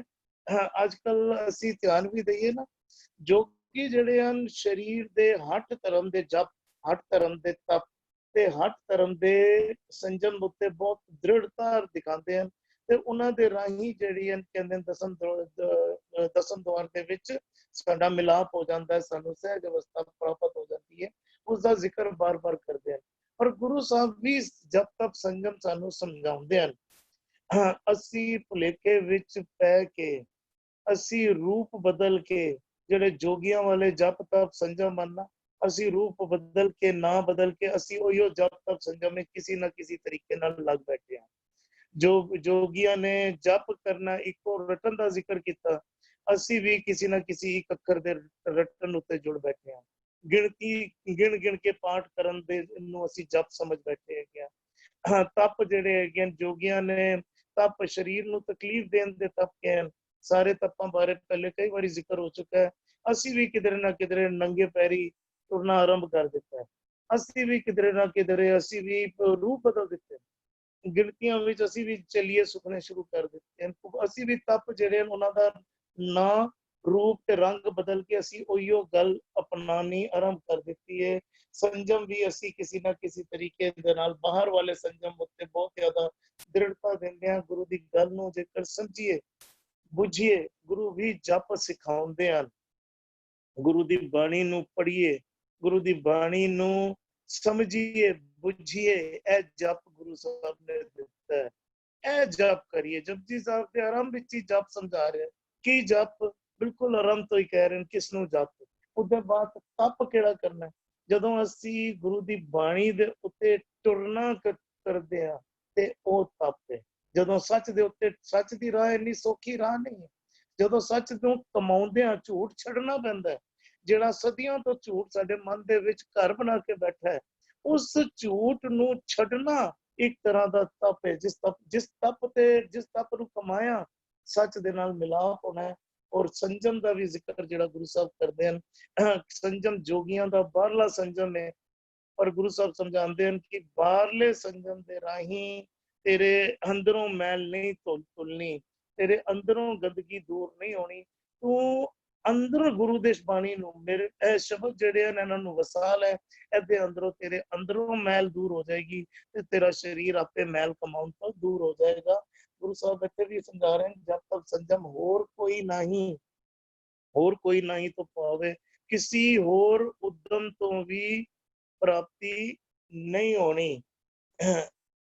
ਜਪ ਤਪ ਸੰਜਮ ਹੋਰ ਕੋਈ ਨਹੀਂ, ਜਬ ਲਗ ਗੁਰ ਕਾ ਸ਼ਬਦ ਨਾ ਕਮਾਈ। ਕਹਿੰਦੇ ਜਦੋਂ ਤੱਕ ਗੁਰੂ ਦਾ ਸ਼ਬਦ ਦੀ ਕਮਾਈ ਨਹੀਂ ਕਰੇਗਾ। ਦੇਖੋ ਨਾਲ ਹੀ ਗੁਰੂ ਸਾਹਿਬ ਨੇ ਕਹਿਤਾ ਕਿ ਜਬ ਤਪ ਸੰਜਮ ਜਿਹੜਾ ਹੈ, ਗੁਰੂ ਦੇ ਸ਼ਬਦ ਦੀ ਕਮਾਈ ਕਰ, ਤੈਨੂੰ ਜਬ ਤਪ ਸੰਜਮ ਸਮਝ ਆ ਜਾਏਗਾ। ਜਬ ਲਗ ਗੁਰ ਕਾ ਸ਼ਬਦ ਨਾ ਕਮਾਹੀ, ਗੁਰ ਕੈ ਸ਼ਬਦ ਮਿਲਿਆ ਸੱਚ ਪਾਇਆ। ਕਹਿੰਦੇ ਗੁਰੂ ਦੇ ਸ਼ਬਦ ਨਾਲ ਮਿਲਿਆ, ਸੱਚ ਪਾਇਆ, ਸੱਚ ਦੀ ਪ੍ਰਾਪਤੀ ਹੋ ਜਾਂਦੀ ਹੈ, ਸੱਚ ਨਾਲ ਸਾਂਝ ਬਣ ਜਾਂਦੀ ਹੈ। ਕਿ ਗੁਰੂ ਦਾ ਸ਼ਬਦ ਜਿਹੜਾ ਹੈ ਅੰਦਰੋਂ ਮਨ ਦੀ ਮੈਲ ਨੂੰ ਧੋ ਦਿੰਦਾ ਹੈ। ਗੁਰ ਕੇ ਸ਼ਬਦ ਮਿਲਿਆ, ਸੱਚ ਪਾਇਆ, ਸੱਚੇ ਸੱਚ ਸਮਾਇਂਦਾ। ਕਹਿੰਦੇ ਫਿਰ ਨਿਰੋਲ ਸੱਚ ਵਿੱਚ ਹੀ ਲੀਨਤਾ ਬਣ ਜਾਂਦੀ ਹੈ। ਪਿਛਲੇ ਪਦੇ ਦੇ ਵਿੱਚ ਮਨ ਬਾਹਰ ਭਟਕ ਰਿਹਾ ਸੀ, ਭਟਕਦੇ ਮਨ ਨੂੰ ਅੰਦਰ ਲੈ ਕੇ ਗੁਰੂ ਸਾਹਿਬ ਆਏ। ਹੁਣ ਅੰਦਰ ਸ਼ਬਦ ਦੇ ਰਾਹੀਂ ਅੰਦਰ ਨਿਜ ਦੇ ਘਰ ਵਿੱਚ ਟਿਕਾ ਰਹੇ ਹਨ, ਟਿਕਾ ਕੇ ਅੰਦਰੋਂ ਕਹਿ ਰਹੇ ਹਨ, ਹੁਣ ਜਦੋਂ ਤੂੰ ਅੰਦਰੋਂ ਸ਼ਬਦ ਦੇ ਰਾਹੀਂ ਤੇਰੀ ਮੈਲ ਧੁਲ ਜਾਏਗੀ ਤੇ ਨਿਰੋਲ ਸੱਚ ਵਿੱਚ ਤੇਰੀ ਲੀਨਤਾ ਬਣ ਜਾਏਗੀ। ਫਿਰ ਉਹ ਆਨੰਦ ਵਾਲਾ ਤੇਰੀ ਅਵਸਥਾ ਬਣ ਜਾਏਗੀ। ਪੂਰਨ ਆਨੰਦ ਵਾਲੀ ਅਵਸਥਾ ਵਿੱਚ ਤੂੰ ਵਸ ਜਾਏਗਾ। ਅਸੀਂ ਧਿਆਨ ਦਈਏ ਨਾ, ਅਸੀਂ ਕਹਿੰਦੇ ਹਾਂ ਪ੍ਰਮਾਤਮਾ ਦਾਤਾ ਹੈ।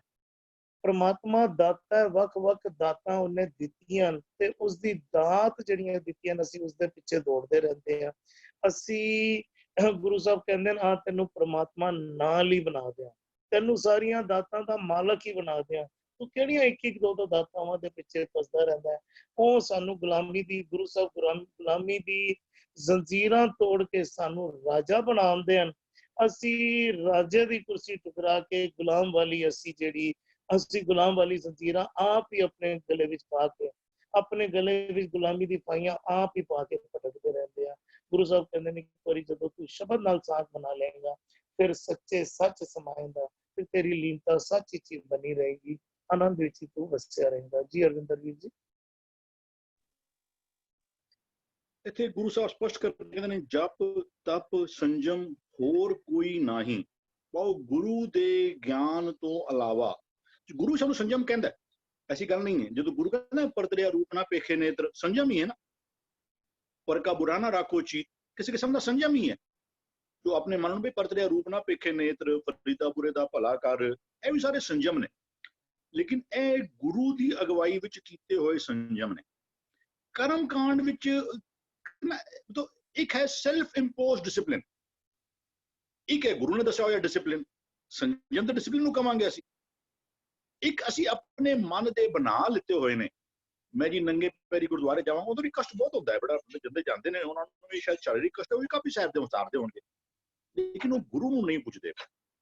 ਤੇ ਗੁਰੂ ਕਹਿੰਦਾ ਵੀ ਇਹਨਾਂ ਦਾ ਕੋਈ ਫਾਇਦਾ ਨਹੀਂ ਹੈ, ਵੀ ਇਹਨਾਂ ਨੇ ਵੀ ਉਹ ਕਹਿੰਦਾ ਜਪ ਤਪ ਸੰਜਮ ਵਰਤ ਕਰੇ ਪੂਜਾ, ਮਨਮੁਖ ਰੋਗ ਨਾ ਜਾਈ।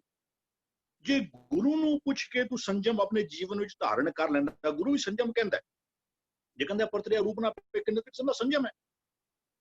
ਲੇਕਿਨ ਅਸੀਂ ਗੁਰੂ ਨੂੰ ਪੁੱਛਣ ਤੋਂ ਬਿਨਾਂ ਫੋਕਟ ਕਰਮ ਕਰਨੇ ਸ਼ੁਰੂ ਕਰ ਦਿੱਤੇ। ਸਬੀਰ ਨੇ ਪੁਆਇੰਟ ਆਊਟ ਕੀਤਾ ਵੀ ਜਪ ਤਪ ਦੇ ਪ੍ਰਥਾਈ ਵੀ ਸ਼ਬਦ ਨੇ ਵੀ ਜਪ ਤਪ ਸੰਜਮ ਧਰਮ ਨਾ ਕਮਾਇਆ, ਸੇਵਾ ਸਾਧ ਨਾ ਜਾਣਿਆ ਹਰ ਰਾਇਆ, ਕਉ ਨਾਨਕ ਹਮ ਨੀਚ ਕਰਮ। ਲੇਕਿਨ ਕੋਈ ਬਾਣੀ ਸਾਨੂੰ ਨਾਲ ਕਹਿੰਦੀ ਕਾਏ ਜਪੋਰੇ ਕਾਏ ਤਪੋਰੇ ਕਾਏ ਬਿਲੋਵੋ ਪਾਣੀ, ਲੱਖ 84 ਜਿਹਨੂੰ ਪਾਈ ਸੋ ਸਿਮਰੋ ਨਿਰਮਾਨੀ, ਕਾਏ ਕਮੰਡਲ ਕਾ ਪੜਿਆਰੇ 68 ਕਾਹੇ ਫਿਰਾਈ, ਬਦਤ ਤਿਲੋਚਨ ਸੁਨ ਰੇ ਪ੍ਰਾਣੀ, ਕਣ ਬਿਨ ਗਾਹਾ ਕੇ ਪਾਈ। ਉਹੀ ਬਾਣੀ ਸਾਨੂੰ ਕਹਿੰਦੀ ਵੀ ਫੋਕਟ ਕਰਮ ਹੈ ਵੀ ਜੋ ਪਾਥਰ ਕੀ ਪਾਈ ਪਾਏ ਤਿਨ ਕੀ ਘਾਲ ਅਜਾਈ ਜਾਏ। ਗੁਰੂ ਕੋਲੋਂ ਸੰਜਮ ਪੁੱਛ ਲੈ ਤਾਂ ਕਿ ਤੇਰਾ ਉਹ ਗੁਰੂ ਕਹਿੰਦੇ ਫਿਰ ਹੱਸਣਦੇ ਆ ਖਿਲਣਦੇ ਆ ਪਹਿਨਦੇ ਆ ਖਾਵਣਦੇ ਆ ਵਿੱਚ ਹੋਵੇ ਮੁਕਤ। ਤੂੰ ਬਾਕੀ ਜੋ ਕਮਾਣਾ ਕਹਿੰਦੇ ਨੇ ਜਬ ਤਬ ਸੰਜਮ ਹੋਰ ਕੋ ਨਾਹੀ, ਕਹਿੰਦਾ ਜਬ ਲਗ ਗੁਰ ਕਾ ਸ਼ਬਦ ਨਾ ਕਮਾਈ। ਤੂੰ ਗੁਰੂ ਦੇ ਸ਼ਬਦ ਜਦੋਂ ਤਪੱਸਿਆ ਦੀ ਗੱਲ ਆਂਦੀ ਪਈ ਹੈ ਉੱਥੇ ਵੀ ਗੁਰੂ ਸਾਹਿਬ ਕਹਿੰਦੇ ਪਏ ਨੇ ਬੇੜਾ ਉਹ ਇੱਕ ਕਹਿੰਦੇ ਨੇ ਕਹਿੰਦੇ ਕਾਏ ਜਪੋਰੇ ਕਾਹੇ ਤਪੋਰੇ, ਜਾਂ ਇੱਕ ਪਾਸੇ ਵੀ ਤਨ ਤਪੇ ਤਨੂਰ ਜੋ ਬਾਲਣ ਹੱਡ ਬਲਨ। ਤਪੱਸਿਆ ਆਪਣੇ ਸਰੀਰ ਨੂੰ ਮੈਂ ਤੰਦੂਰ ਹਰ ਬਾਲਾਂ, ਤਨ ਤਪੇ ਤਨੂਰ ਤਪਾਓ ਤੰਦੂਰ, ਤਨੂਰ ਜੋ ਬਾਲਣ ਹੱਡ ਬਲਨ। ਮੈਂ ਆਪਣੀਆਂ ਹੱਡੀਆਂ ਨੂੰ ਲੱਕੜ ਦੀ ਥਾਂ ਤੇ ਆਪਣੀ ਹੱਡੀਆਂ ਉੱਤੇ ਪਾ ਦੇਵਾਂ। ਪੈਰੀ ਥੱਕਾਂ ਸਿਰ ਜੁਲਾਂ ਜੇ ਮੂੰਹ ਪ੍ਰੀ ਮਿਲਣ, ਜੇ ਮੈਨੂੰ ਰੱਬ ਮਿਲਦਾ ਹੋਵੇ ਤੇ ਮੈਂ ਕਰਨ ਨੂੰ ਤਿਆਰ ਹਾਂ।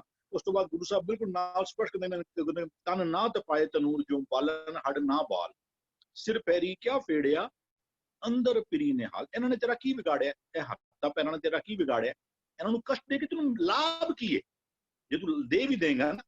ਵੀ ਅੱਛਾ ਤਪੱਸਿਆ ਕਿਹੜੀ ਮਨਜ਼ੂਰ ਹੈ ਗੁਰੂ ਨੂੰ, ਕਹਿੰਦਾ ਰਵਿਦਾਸ ਦਾਸ ਉਦਾਸ ਤਜ ਭ੍ਰਮ ਤਪਨ ਤਪ ਗੁਰ ਗਿਆਨ। ਤਪਾਂ ਤੋਂ ਵੱਡਾ ਤਪਾਂ ਕਹਿੰਦੇ ਇੱਕ ਹੋਰ ਕਹਿੰਦੇ ਗੁਰ ਸੇਵਾ ਤਪਾਂ ਸਿਰ ਤਪਸਾਰ। ਗੁਰੂ ਦੀ ਸੇਵਾ ਕਰਨੀ, ਬਾਣੀ ਦੀ ਵਿਚਾਰ ਕਰਨੀ, ਇਹ ਤਪੱਸਿਆਵਾਂ ਵਿੱਚੋਂ ਵੱਡੀ ਤਪੱਸਿਆ ਹੈ। ਲੇਕਿਨ ਜੇ ਤੂੰ ਗੁਰੂ ਨੂੰ ਪੁੱਛੇ ਬਿਨਾ ਮੈਂ ਤਪੱਸਿਆ ਕਰਨੀ ਹੈ ਔਰ ਤਪੱਸਿਆ ਕੀ ਕਰਨੀ ਤੈਨੂੰ ਪਤਾ ਨਹੀਂ, ਤੂੰ ਆਪਣੀ ਘਾਲਨਾ ਜਿਹੜੀ ਨਾ ਐਵੇਂ ਅਜਾਈ ਗਵਾਈ ਜਾਏਗਾ। ਵੀ ਜਬ ਲਗ ਗੁਰੂ ਕਾ ਸ਼ਬਦ ਨਾ ਕਮਾਨਾ, ਗੁਰੂ ਦੇ ਸ਼ਬਦ ਨੂੰ ਜੋ ਗੁਰੂ ਕਹਿੰਦਾ ਨਾ, ਜੇ ਗੁਰੂ ਕਹਿੰਦਾ ਇਹ ਕਰਨਾ ਹੈ ਤੇ ਉਹ ਕਰਨਾ, ਜੇ ਗੁਰੂ ਕਹਿੰਦਾ ਨਹੀਂ ਕਰਨਾ ਤੇ ਨਹੀਂ ਕਰਨਾ। ਬਾਕੀ ਹੋਰ ਕੋਈ ਜਪ ਤਪ ਜਿਹੜੇ ਨਾ ਉਹ ਕੋਈ ਪ੍ਰਵਾਨ ਨਹੀਂ ਨੇ। ਉਹ ਕਹਿੰਦੇ ਨੇ ਸਾ ਜਪ ਸਾ ਤਪ ਜੋ ਪ੍ਰਭ ਜੀਓ ਭਾਵੈ, ਉਹ ਜਪ ਹੈ ਉਹ ਤਪ ਜੋ ਗੁਰਮਤਿ ਦਾ ਟਾਰਗੇਟ ਕੀ ਹੈ, ਰੱਬ ਨੂੰ ਪਸੰਦ ਆ ਜਾਣਾ। ਉਦੋਂ ਅਲਟੀਮੇਟਲੀ ਸਾਡੇ ਜੋ ਵੀ ਕਹਿੰਦੇ ਦੇਖੋ ਦੂਜਾ ਸ਼ਬਦ ਆਉਂਦਾ ਹੈ ਕਹਿੰਦਾ ਜਪਹੀਨ ਤਪਹੀਨ ਕੁਲਹੀਨ ਕਰਮਹੀਨ ਨਾਮੇ ਚੇ ਸਵਾਮੀ ਤੇ ਉਤਰੇ। ਜਿਹਦੇ ਜਪ ਤਪ ਦੀ ਕਹਿੰਦੇ ਕਰਮ ਵੀ ਕਹਿੰਦੇ ਪਏ ਨੇ। ਅੱਛੇ ਰੱਬ ਗੁਰਮਤਿ ਦੀ ਜਿਹੜੀ ਸੋਚ ਹੈ ਨਾ ਉਹ ਰੱਬ ਜਿਹੜਾ ਹੈ ਨਾ, ਕਿਉਂਕਿ ਅਸੀਂ ਆਪਣੀ ਕਹਿ ਲਓ ਰੱਬ ਦੀ ਸਾਂਝ ਕਮਾ ਨਹੀਂ ਸਕਦੇ। ਅਸੀਂ ਰੱਬ ਦੀ ਕਿਰਪਾ ਸਦਕਾ ਰੱਬ ਦੀ ਬਖਸ਼ਿਸ਼ ਸਦਕਾ ਉਹਦੇ ਨਾਲ ਸਾਂਝ ਬਣਾ ਸਕਦੇ ਹਾਂ।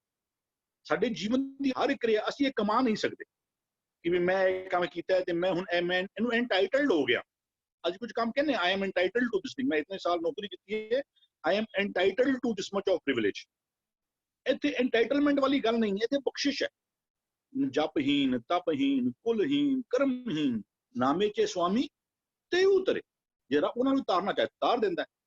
ਵੀ ਇਹ ਤੇ ਵੀ ਜਬ ਲਗ ਗੁਰ ਕਾ ਸ਼ਬਦ ਨਾ ਕਮਾਈ, ਕਹਿੰਦਾ ਗੁਰ ਕੇ ਸ਼ਬਦ ਮਿਲਿਆ ਸੱਚ ਪਾਇਆ। ਜਦੋਂ ਗੁਰੂ ਦੇ ਸ਼ਬਦ ਨੂੰ ਮਿਲ ਲਏਗਾ ਨਾ ਫਿਰ ਕਹਿੰਦਾ ਉਹ ਸੱਚ ਦੇ ਨਾਲ ਉਹ ਅਟਲ ਬਚਨ ਸਾਧੂ ਜਨਾ ਸਭ ਮੇ ਪ੍ਰਗਟਾਇਆ, ਜਿਸ ਜਨ ਹੋਵਾ ਸਾਧ ਸੰਗ ਤਿਸ ਭੇਟੇ ਹਰ ਰਾਇਆ। ਜਿਹਨੂੰ ਗੁਰੂ ਮਿਲ ਜਾਏਗਾ ਨਾ ਉਹਨੂੰ ਰੱਬ ਮਿਲ ਹੀ ਜਾਏਗਾ। ਅਟਲ ਬਚਨ ਸਾਧੂ ਜਨਾ ਸਭ ਮੇ ਪ੍ਰਗਟਾਇਆ, ਜਿਸ ਜਨ ਹੋਵਾ ਸਾਧ ਸੰਗ। ਸਾਧੂ ਮਿਲ ਗਿਆ, ਗੁਰੂ ਮਿਲ ਗਿਆ, ਜੀਵਨ ਜਾਚ ਮਿਲ ਗਈ, ਗੁਰੂ ਬਣ ਗਿਆ। ਕਹਿੰਦੇ ਫਿਰ ਰੱਬ ਦੇ ਨਾਲ ਮਿਲਾਪ ਅੰਦਰ ਕਿਹੜੀ ਰੁਕਾਵਟ ਹੈ? ਹੋਰ ਕੋਈ ਰੁਕਾਵਟ ਨਹੀਂ। ਕਹਿੰਦੇ ਗੁਰ ਕੇ ਸ਼ਬਦ ਮਿਲਿਆ ਸੱਚ ਪਾਇਆ, ਸੱਚੇ ਸੱਚ ਸਮਾਇੰਦਾ। ਫਿਰ ਉਹਦਾ ਜੀਵਨ ਉਸ ਪਰਮਾਤਮਾ ਵਿੱਚ ਉਹ ਕਹਿੰਦਾ ਵੀ ਉਹ ਮਨੁ ਸੂਰਜ ਕਿਰਨ ਮਿਲੇ, ਜਾਂ ਵੀ ਉਹ ਜਿਹੜਾ ਸਮੁੰਦਰ ਨਦੀਆਂ ਦਾ ਪਾਣੀ ਸਮੁੰਦਰ ਵਿੱਚ ਮਿਲ ਜਾਂਦਾ ਹੈ, ਵੀ ਇੱਕ ਛੋਟੀ ਬੂੰਦ ਸਾਗਰ ਵਿੱਚ ਮਿਲ ਜਾਣੀ, ਤੂੰ ਮਨ ਉਸ ਰੱਬ ਵਿੱਚ ਹੀ ਸਮਾਇਆ ਹੋਇਆ ਰਹੇ। ਹਾਂਜੀ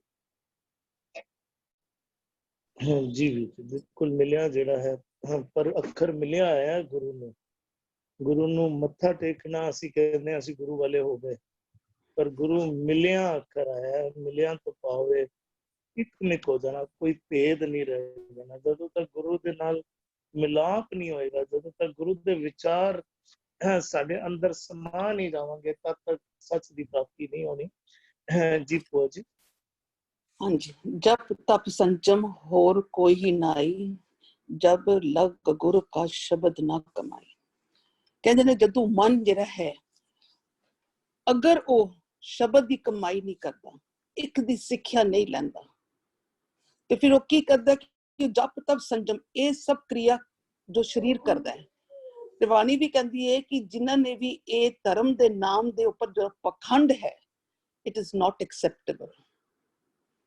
ਬੇਸ਼ੱਕ ਉਹਨਾਂ ਦੀ ਭਾਵਨਾ ਹੋਵੇ ਕਿ ਅਸੀਂ ਇੱਕ ਨੂੰ ਮਿਲਣਾ ਹੈ, ਪਰ ਇਹ ਬਾਹਰ ਦੇ ਜਿਹੜੇ ਕਿਰਿਆ ਕਰ ਰਹੇ ਹਨ, ਇਹ ਸਭ ਧਰਮ ਦੇ ਨਾਂ ਦੇ ਉੱਪਰ ਪਖੰਡ ਹੈ। ਔਰ ਅਗਰ ਇसी ਦੇ ਵਿੱਚ ਹੀ ਉਲਝੇ ਰਹਿਣਗੇ ਤਾਂ ਇੱਕ ਤੱਕ ਪਹੁੰਚ ਨਹੀਂ ਸਕਦੇ।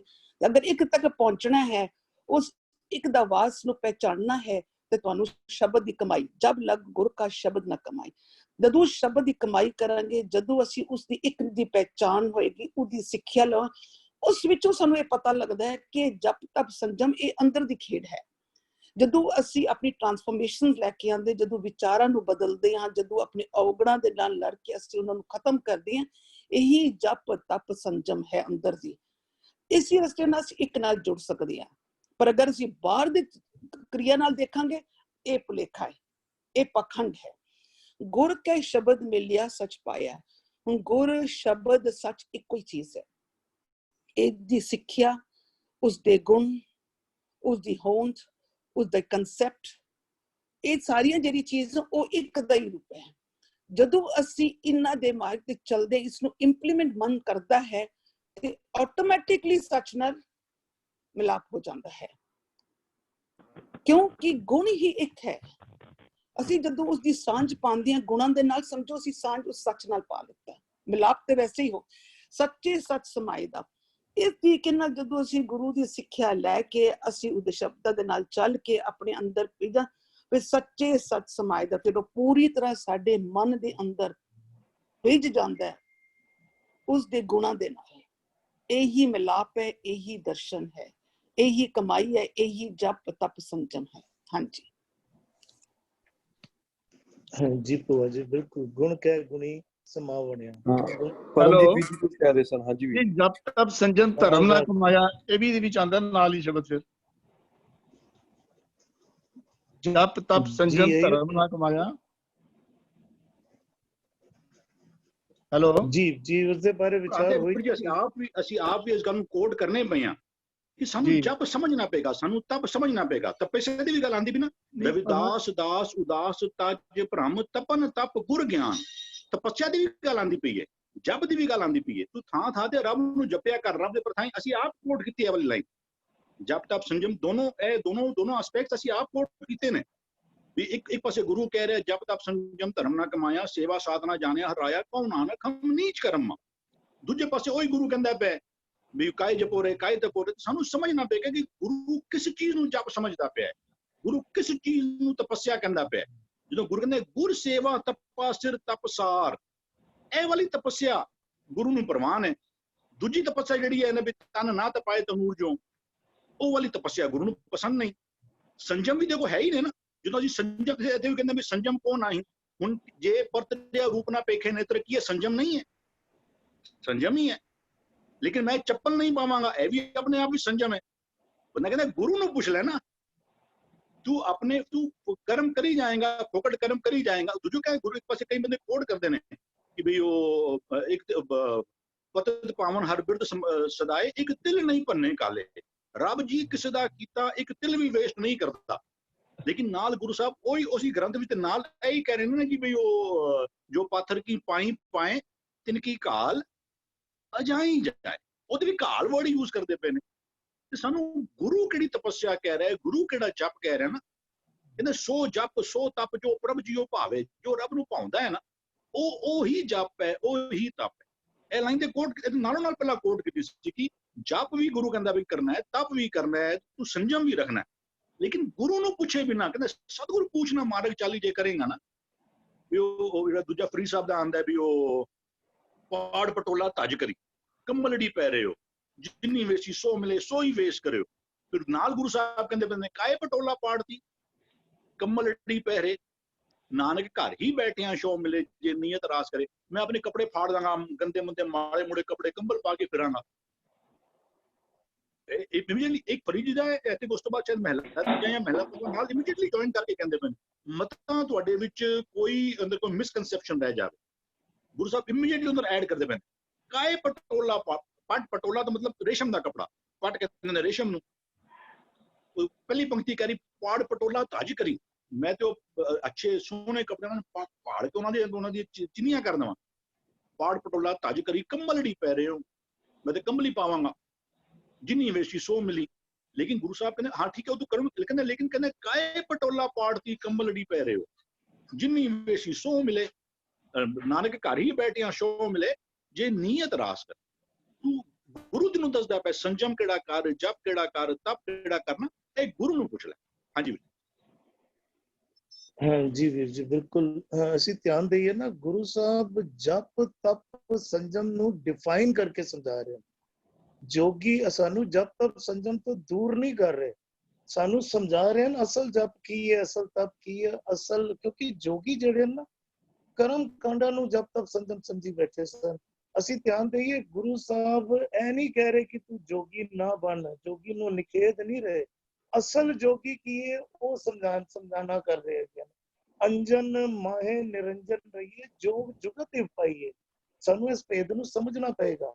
ਗੁਰੂ ਸਾਹਿਬ ਨੇ ਡਿਫਾਈਨ ਕਰਕੇ ਅੰਜਨ ਮਾਇਆ ਨਿਰੰਜਨ ਕੀ ਹੈ। ਅੰਜਨ ਕਾਲਕ ਹੈ, ਮਾਇਆ ਹੈ, ਉਹਦੇ ਵਿੱਚ ਨਿਰੰਜਨ ਹੋ ਕੇ ਰਹਿਣ ਦੀ ਜੁਗਤੀ ਦੱਸ ਰਹੇ ਹਨ, ਸਾਨੂੰ ਜੋਗੀ ਬਣਾ ਰਹੇ ਹਨ। ਬਿਲਕੁਲ ਇਹ ਨਾ ਸਮਝੀਏ ਕਿ ਗੁਰੂ ਸਾਹਿਬ ਕਿਸੇ ਵੀ ਚੀਜ਼ ਤੋਂ ਜਾਂ ਕਿਸੇ ਦੇ ਅੰਦਰੋਂ ਘਿਰਨਾ ਕਰ ਰਹੇ ਹਨ ਜਾਂ ਨਫ਼ਰਤ ਕਰ ਰਹੇ ਹਨ ਜਾਂ ਕਿਸੇ ਨੂੰ ਕ੍ਰਾਸ ਕਰ ਰਹੇ ਹਨ, ਪਰ ਅਸਲ ਸਾਨੂੰ ਸਮਝਾ ਰਹੇ ਹਨ। ਸੋ ਪੰਡਿਤ ਜੋ ਮਨ ਪ੍ਰਬੋਧੇ ਰਾਮ ਨਾਮ ਆਤਮ ਮੇ ਸੋਧੇ। ਕਹਿੰਦੇ ਨੇ ਅਸਲ ਵਿੱਚ ਪੰਡਿਤ ਕੌਣ ਹੈ? ਪੰਡਿਤ ਨੂੰ ਡਿਫਾਈਨ ਕਰਕੇ ਸਮਝਾ ਰਹੇ ਹਨ, ਸਾਨੂੰ ਪੰਡਿਤ ਬਣਾ ਰਹੇ ਹਨ, ਸਾਨੂੰ ਜਪ ਤਪ ਸੰਜਮ ਸਮਝਾ ਰਹੇ ਹਨ, ਸਾਰਿਆਂ ਨੂੰ ਸਮਝਾ ਰਹੇ ਹਨ।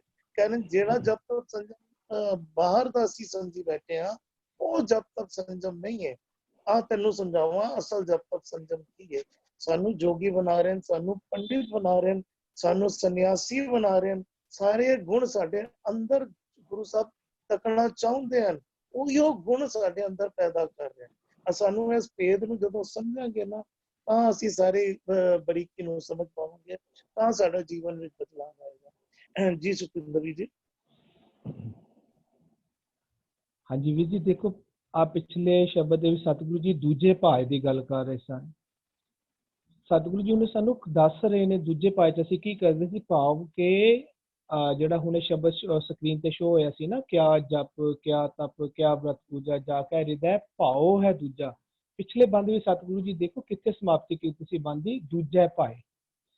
ਦੂਜੇ ਭਾਏ ਦੇ ਵਿੱਚ ਹੀ ਅਸੀਂ ਦੂਜੀਆਂ ਵਿਚਾਰਧਾਰਾ ਦੇ ਅਨੁਸਾਰ ਜੋ ਜਪ ਤਪ ਸੰਜਮ ਹੈ ਨਾ, ਉਹ ਅਸੀਂ ਸਾਡੇ ਜਦੋਂ ਅਸੀਂ ਕਰਦੇ ਹੁੰਦੇ ਆ ਨਾ, ਇਸੇ ਨੂੰ ਹੀ ਕਹਿੰਦੇ ਨੇ ਮਾਇਆ ਮੋਹ ਬੱਧਾ ਜਮ ਕਰ। ਸਾਨੂੰ ਸਤਿਗੁਰੂ ਜੀ ਨੇ ਉੱਥੋਂ ਕੱਢ ਰਹੇ ਨੇ। ਦੇਖੋ ਦੂਜੀਆਂ ਮੱਤਾਂ ਦਾ ਜਪ ਤਪ ਸੰਜਮ ਕੀ ਹੈ, ਦੂਜੀਆਂ ਮੱਤਾਂ ਵਾਲੇ ਸੰਜਮ ਕੀ ਕਰਦੇ ਨੇ, ਉਹਨਾਂ ਨੇ ਕੀ ਸਮਝਿਆ ਹੋਇਆ, ਉਹਨਾਂ ਨੇ ਸਮਝਿਆ ਹੋਇਆ ਇਸਤਰੀ ਕਰਕੇ ਕਹਿੰਦੇ ਸਾਡੇ ਤੇ ਵਿਕਾਰ ਚਿੰਬੜਦੇ, ਇਸਤਰੀ ਨੂੰ ਛੋੜ ਦਿੱਤਾ ਉਹਨਾਂ ਨੇ।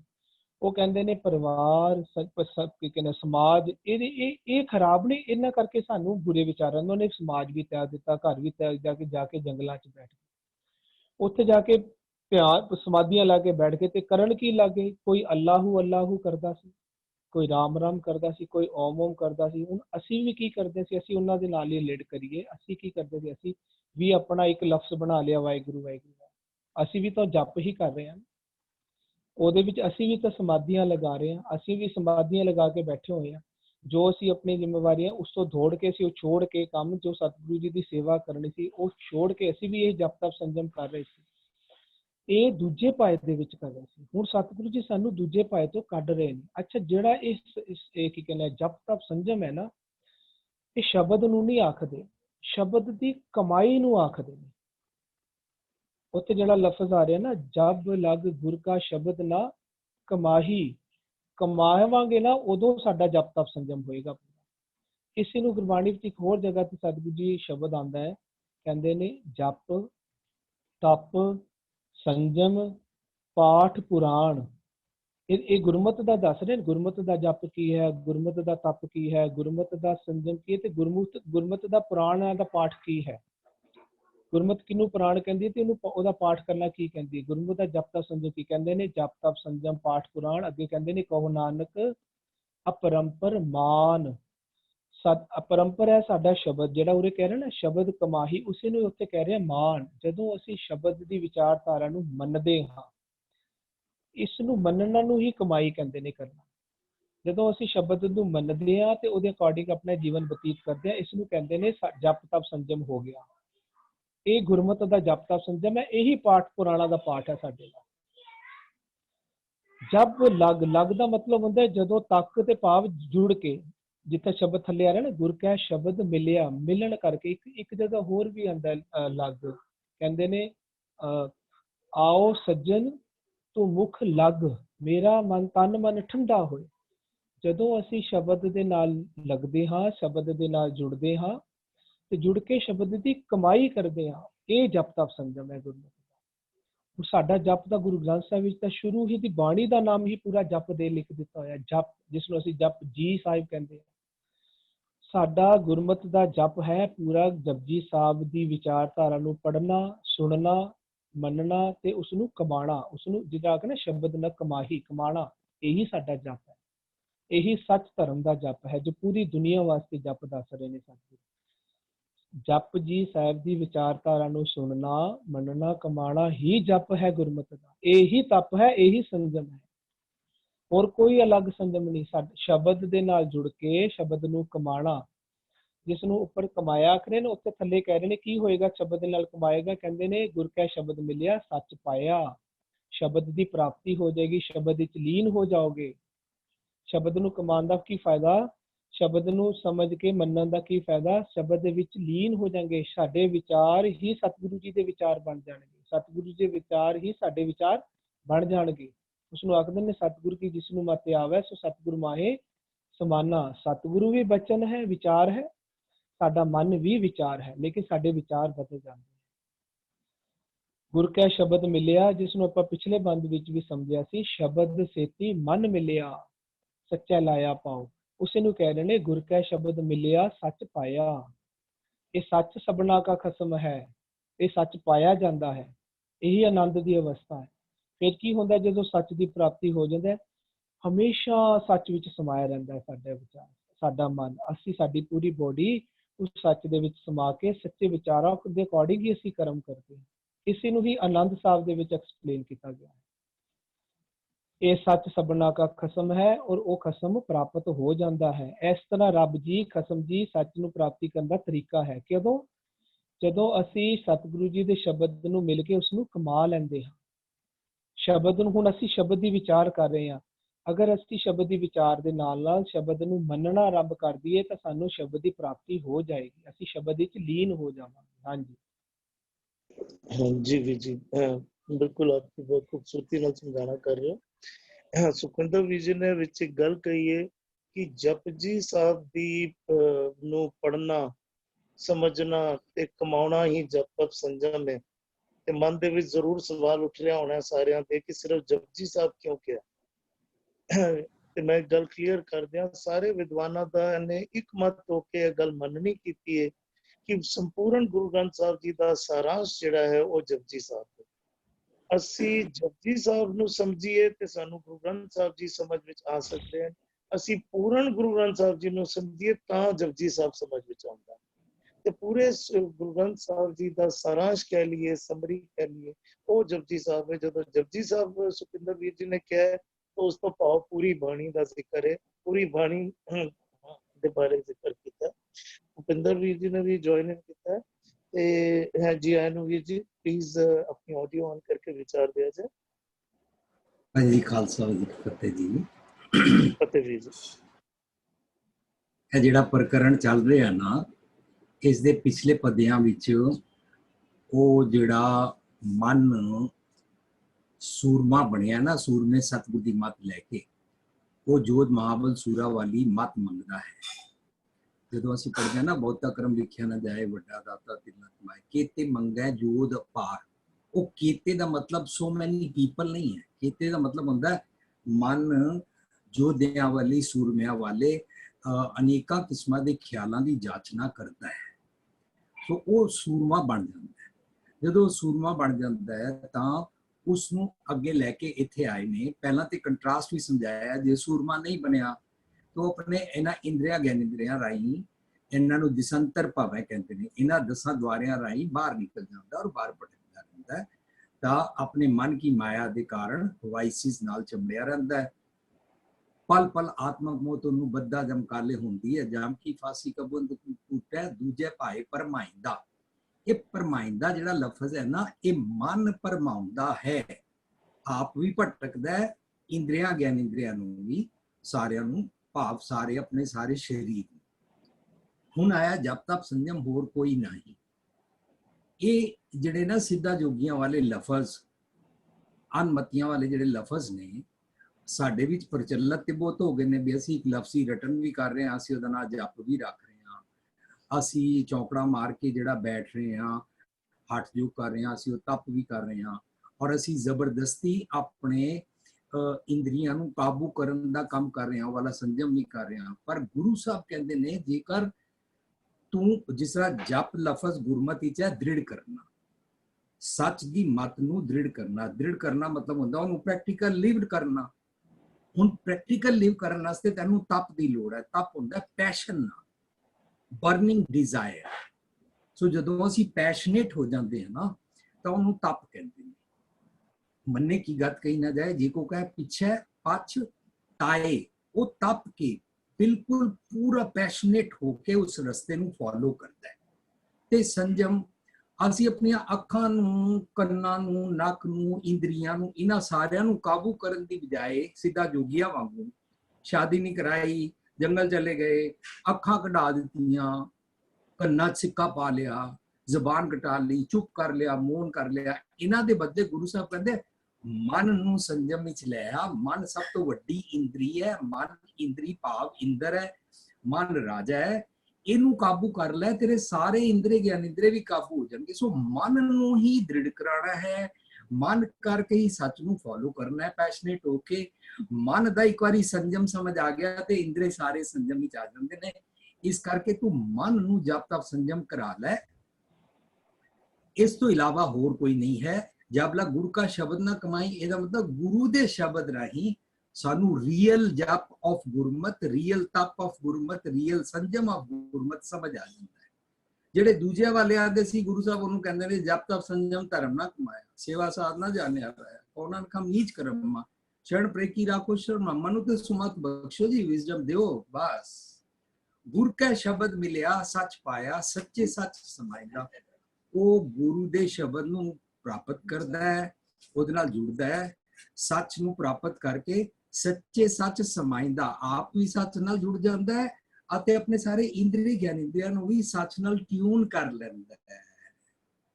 ਫੁੱਲ ਬਾਡੀ ਸਪਿਰਿਚੁਅਲ ਬਣ ਜਾਂਦੀ ਹੈ। ਉਹਨੂੰ ਮੰਦੇ ਫੁਰਨੇ ਨਹੀਂ ਆਉਂਦੇ ਨੇ, ਮੰਦੇ ਫੁਰਨੇ ਨਹੀਂ ਆਉਂਦੇ ਨੇ। ਉਹ ਸੁਣ ਸਮਾਧੀ ਚ ਹੀ ਰਹਿੰਦਾ ਹੈ। उठत बैठत सोवत आइए मार्ग चलत चल हरे हर गाइए, हाथ पांव कर काम सब चीज निरंजना सब कुछ करता है और सुन समाधि च रहता है, क्योंकि उन्होंने मंदे फुरने ही नहीं आते ने, सच विच समाया होया है। और इना अंगा करके रोम रोम करके भी कोई मंदा फुरना उन्होंने आता नहीं है, समाधि च रहता है। हाँ जी जी भी जी, बड़ी खूबसूरती नाल आप जी ने बिल्कुल डिटेल में जेड़ा समझाना कीता। मेरे ख्याल नाल जब तक संजम दा विषय जेड़ा है ना सारिਆਂ ਨੂੰ ਕਲੀਅਰ ਹੋ ਗਿਆ ਹੋਣਾ। ਇੱਕ ਬਸ ਗੱਲ ਐਡ ਕਰਨਾ ਚਾਹ ਰਿਹਾ, ਇਸ ਗੱਲ ਨੂੰ ਬਰੀਕੀ ਨੂੰ ਸਮਝਣਾ ਹੋਏ ਨਾ, ਜਦੋਂ ਤਨ ਦੇ ਜਪ ਤਪ ਸੰਜਮ ਅਸੀਂ ਕਰਦੇ ਹਾਂ ਸਾਡਾ ਮਨ ਨਹੀਂ ਬਦਲਦਾ, ਲੇਕਿਨ ਜਦੋਂ ਅਸੀਂ ਮਨ ਦਾ ਜਪ ਤਪ ਸੰਜਮ ਕਰਦੇ ਹਾਂ ਤੇ ਸਾਡੇ ਤਨ ਦੇ ਕਰਮ ਬਦਲ ਜਾਂਦੇ। ਅਸੀਂ ਧਿਆਨ ਦੇ ਇਹ ਬਰੀਕੀ ਹੈ, ਬਿਲਕੁਲ ਇਸ ਬਰੀਕੀ ਨੂੰ ਸਮਝਣ ਦੀ ਲੋੜ ਹੈ। ਤਨ ਦੇ ਹੱਠ ਧਰਮ ਦੇ ਰਾਹੀਂ ਸਾਡਾ ਮਨ ਤੇ ਪ੍ਰਭਾਵ ਮੈਲ ਹੀ ਵੱਧਦੀ ਹੈ, ਲੇਕਿਨ ਜਦੋਂ ਮਨ ਸ਼ਬਦ ਦੇ ਰਾਹੀਂ ਬਦਲ ਜਾਏ ਤੇ ਸਾਡੇ ਕਰਮ ਬਦਲ ਜਾਂਦੇ ਨੇ। ਤੇ ਗੁਰੂ ਸਾਹਿਬ ਕਹਿੰਦੇ ਨੇ ਆ ਤੇਰੇ ਮੈਂ ਮਨ ਦਾ ਜਪ ਤਪ ਸੰਜਮ ਸਮਝਾਵਾਂ ਜਿਹਦੇ ਨਾਲ ਤੇਰੇ ਤਨ ਦੇ ਕਰਮ ਵੀ ਬਦਲ ਜਾਣ, ਅੰਦਰ ਦੀ ਸ੍ਰਿਸ਼ਟੀ ਬਦਲਿਆ ਬਾਹਰ ਦੀ ਸ੍ਰਿਸ਼ਟੀ ਬਦਲ ਜਾਏ। ਖਾਲੀ ਬਾਹਰ ਦੇ ਕਰਮ ਬਦਲਿਆ ਅੰਦਰ ਦੀ ਸ੍ਰਿਸ਼ਟੀ ਨਹੀਂ ਬਦਲਣੀ। ਗੁਰੂ ਸਾਹਿਬ ਬਾਰ-ਬਾਰ ਦ੍ਰਿੜ ਕਰਾ ਰਹੇ ਹਨ, ਬਾਰ-ਬਾਰ ਸਮਝਾ ਰਹੇ ਹਨ। ਬਸ ਇਸ ਬਰੀਕੀ ਨੂੰ ਸਮਝ ਜਾਈਏ, ਇਸ ਬਰੀਕੀ ਦੇ ਆਧਾਰ ਤੇ ਗੁਰਬਾਣੀ ਨੂੰ ਸਮਝਣਾ ਕਰੀਏ ਤੇ ਬਹੁਤ ਚੰਗੀ ਤਰ੍ਹਾਂ ਸਾਨੂੰ ਸਿਧਾਂਤ ਜਿਹੜਾ ਉਹ ਪਕੜ ਵਿੱਚ ਆ ਜਾਏਗਾ, ਸਮਝ ਵਿੱਚ ਆ ਜਾਏਗਾ। ਬਹੁਤ ਵਧੀਆ ਸਤਬੀਰ ਵੀਰ ਜੀ, ਬਹੁਤ ਵਧੀਆ। ਹਾਂਜੀ, ਅੱਜ 2 ਪਦਿਆਂ ਦਾ ਪਾਠ ਹੋਇਆ और रल मिल के पाठ कर लिए, फिर 5 सेशन की समाप्ति। दिसंतर पवे अंतर नहीं पाले, माया मोह बद्धा जम काले, जम की फांसी कभू न टूटे, दूजे पाए परमाइंदा, जब तब संजम और कोई नाही, जब लग गुर का शब्द ना कमाही, गुर के शब्द मिलया सच पाया, सच्चे सच समाइंदा, गुर के शब्द मिलया सच पाया, सच्चे सच समाइंदा। होइया बेअंत फुल्लां दी किरपा, वाहिगुरू जी का खालसा, वाहिगुरू जी की फतेह। जिंदर जी सवाल जवाब ले लिया ਜੀ ਵੀਰ ਜੀ, ਪ੍ਰਦੀਪ ਵੀਰ ਜੀ, ਤੁਹਾਡਾ ਇੱਕ ਸਵਾਲ ਸੀਗਾ 3 ਦਿਨ ਤੋਂ ਪੈਂਡਿੰਗ। ਵੀਰ ਜੀ ਪਲੀਜ਼ ਆਪਣੀ ਆਡੀਓ ਔਨ ਕਰ ਲਓ, ਜੋ ਤੁਸੀਂ 3 ਦਿਨ ਪਹਿਲੇ ਸੁਖਵਿੰਦਰ ਵੀਰ ਜੀ ਨੂੰ ਪੁੱਛਿਆ ਸੀਗਾ। ਹਾਂਜੀ, ਵਾਹਿਗੁਰੂ ਜੀ ਕਾ ਖਾਲਸਾ, ਵਾਹਿਗੁਰੂ ਜੀ ਕੀ ਫਤਿਹ। ਆਵਾਜ਼ ਆ ਰਹੀ ਤਿੰਦਰ ਵੀਰ ਜੀ? ਬਿਲਕੁਲ ਆ ਰਹੀ ਵੀਰ ਜੀ, ਕੈਰੀ ਔਨ। ਹਾਂਜੀ, ਹੈ ਨਾ ਅੰਗ ਨੰਬਰ 6868 ਤੇ ਨਾ ਤੀਜੇ ਮਹਿਲ ਗੁਰੂ ਅਮਰਦਾਸ ਜੀ ਦਾ ਸ਼ਬਦ ਹੈਗਾ ਹੈ, ਬਹੁਤੇ ਫੇਰ ਪਏ ਕਿਰਪਨ ਕੋ ਅਬ ਕਿਛ ਕਿਰਪਾ ਕੀਜੈ, ਉਹ ਦਿਆਲ ਦਰਸ਼ਨ ਦੇਹੁ ਆਪਣਾ, ਐਸੀ ਬਖਸ਼ ਕਰੀਜੈ। ਮੈਂ ਚਾਹਾਂਗਾ ਸਾਰੇ ਵੀਰ ਨਾ ਵਾਰੀ ਵਾਰੀ ਸਰ ਸ਼ਬਦ ਤੇ ਵਿਚਾਰ ਦੇਣ ਪਲੀਜ਼। ਹਰਪ੍ਰੀਤ ਵੀਰ ਜੀ ਪਲੀਜ਼ ਸ਼ਬਦ ਸਕਰੀਨ ਤੇ ਸ਼ੇਅਰ ਕਰ ਦਿਓ। ਜੀ ਵੀਰ ਜੀ ਕਰ ਰਹੇ ਨੇ। ਅਰਵਿੰਦਰ ਵੀਰ ਜੀ ਤੁਸੀਂ ਸਟਾਰਟ ਕਰੋਗੇ ਪਹਿਲੇ, ਜਿਵੇਂ ਕਰਦੇ ਹੋ, ਜਾਂ ਸੁਖਬੀਰ ਵੀਰ ਜੀ? ਇੱਕ ਮਿੰਟ ਸ਼ਬਦ ਆ ਜਾਵੇ, ਇੱਕ ਮਿੰਟ ਹੈ ਜੀ ਜੀ, yeah. Shabad is on the screen right now.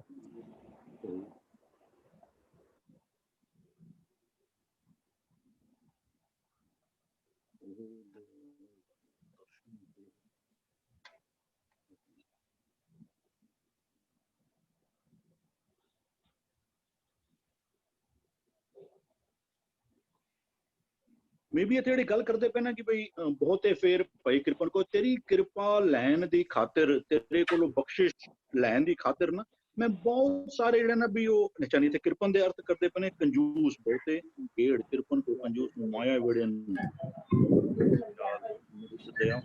ਵੀ। ਮੈਂ ਇੱਕ ਵਾਰ ਜਸ਼ਨ ਨੂੰ ਪੜ੍ਹ ਲੈਣਾ ਇੱਕ ਵਾਰ ਫਰੋਮ ਦੀ ਦਰਪਨ ਪਾਠ ਜਿਹੜਾ ਹੈ। No problem. Take your time. तब तक मैं थोड़ी जी सांझ पाना, ਵੀਰ ਜੀ ਨੂੰ थोड़ा ਸਮਾਂ ਮਿਲ ਜਾਏਗਾ। ਇਹਨੂੰ ਅਸੀਂ ਬੇਸ ਦੇ ਹਿਸਾਬ ਨਾਲ ਸਮਝਣਾ ਕਰੀਏ ਨਾ, ਇੱਕ ਵਾਰ ਪਹਿਲਾਂ ਵੀ ਸਾਂਝ ਬਣੀ ਸੀ ਕਿ ਜਦੋਂ ਤੱਕ ਪਹਿਲਾਂ ਤੇ ਸਾਨੂੰ ਸਮਝ ਨਹੀਂ ਆਉਂਦਾ ਕਿ ਅਸੀਂ ਮਹਿਲ ਵਿੱਚ ਆ, ਅਸੀਂ ਸਮਝਣਾ ਕਰੀਏ ਨਾ ਮਨ ਦੀ ਅਵਸਥਾ ਕੈਸੀ ਹੁੰਦੀ ਹੈ। ਪਹਿਲਾਂ ਸਾਨੂੰ ਸਮਝ ਨਹੀਂ ਆਉਂਦਾ ਕਿ ਅਸੀਂ ਮਹਿਲ ਵਿੱਚ ਆ। ਜਦੋਂ ਇਹ ਸਮਝ ਆ ਜਾਂਦਾ ਹੈ ਕਿ ਅਸੀਂ ਮਹਿਲ ਵਿੱਚ ਹੈ, ਅਸੀਂ ਮਹਿਲ ਵਿੱਚ ਹਾਂ, ਸਾਡੇ ਅੰਦਰ ਮਹਿਲ ਹੈ, ਤਾਂ ਫਿਰ ਸੱਚ ਦੀ ਕਮਾਈ ਵਾਲੇ ਪਾਸੇ ਮਨੁੱਖ ਉਦਮ ਕਰਨਾ ਸ਼ੁਰੂ ਕਰਦਾ। ਤੇ ਇਹ ਹੁਣ ਸੈਕੰਡ ਸਟੇਜ ਤੋਂ ਦੀ ਗੱਲ ਸਮਝ ਆਉਂਦੀ ਹੈ ਕਿ ਗੁਰੂ ਸਾਹਿਬ ਉਸ ਅਵਸਥਾ ਵਿੱਚ ਟਿਕ ਕੇ ਕਿ ਹੁਣ ਬੜੇ ਚੱਕਰ ਪੈ ਗਏ, ਮੇਰੇ ਆਉਣ ਜਾਣ ਦੇ ਚੱਕਰ ਪਏ ਹੋਏ ਨੇ।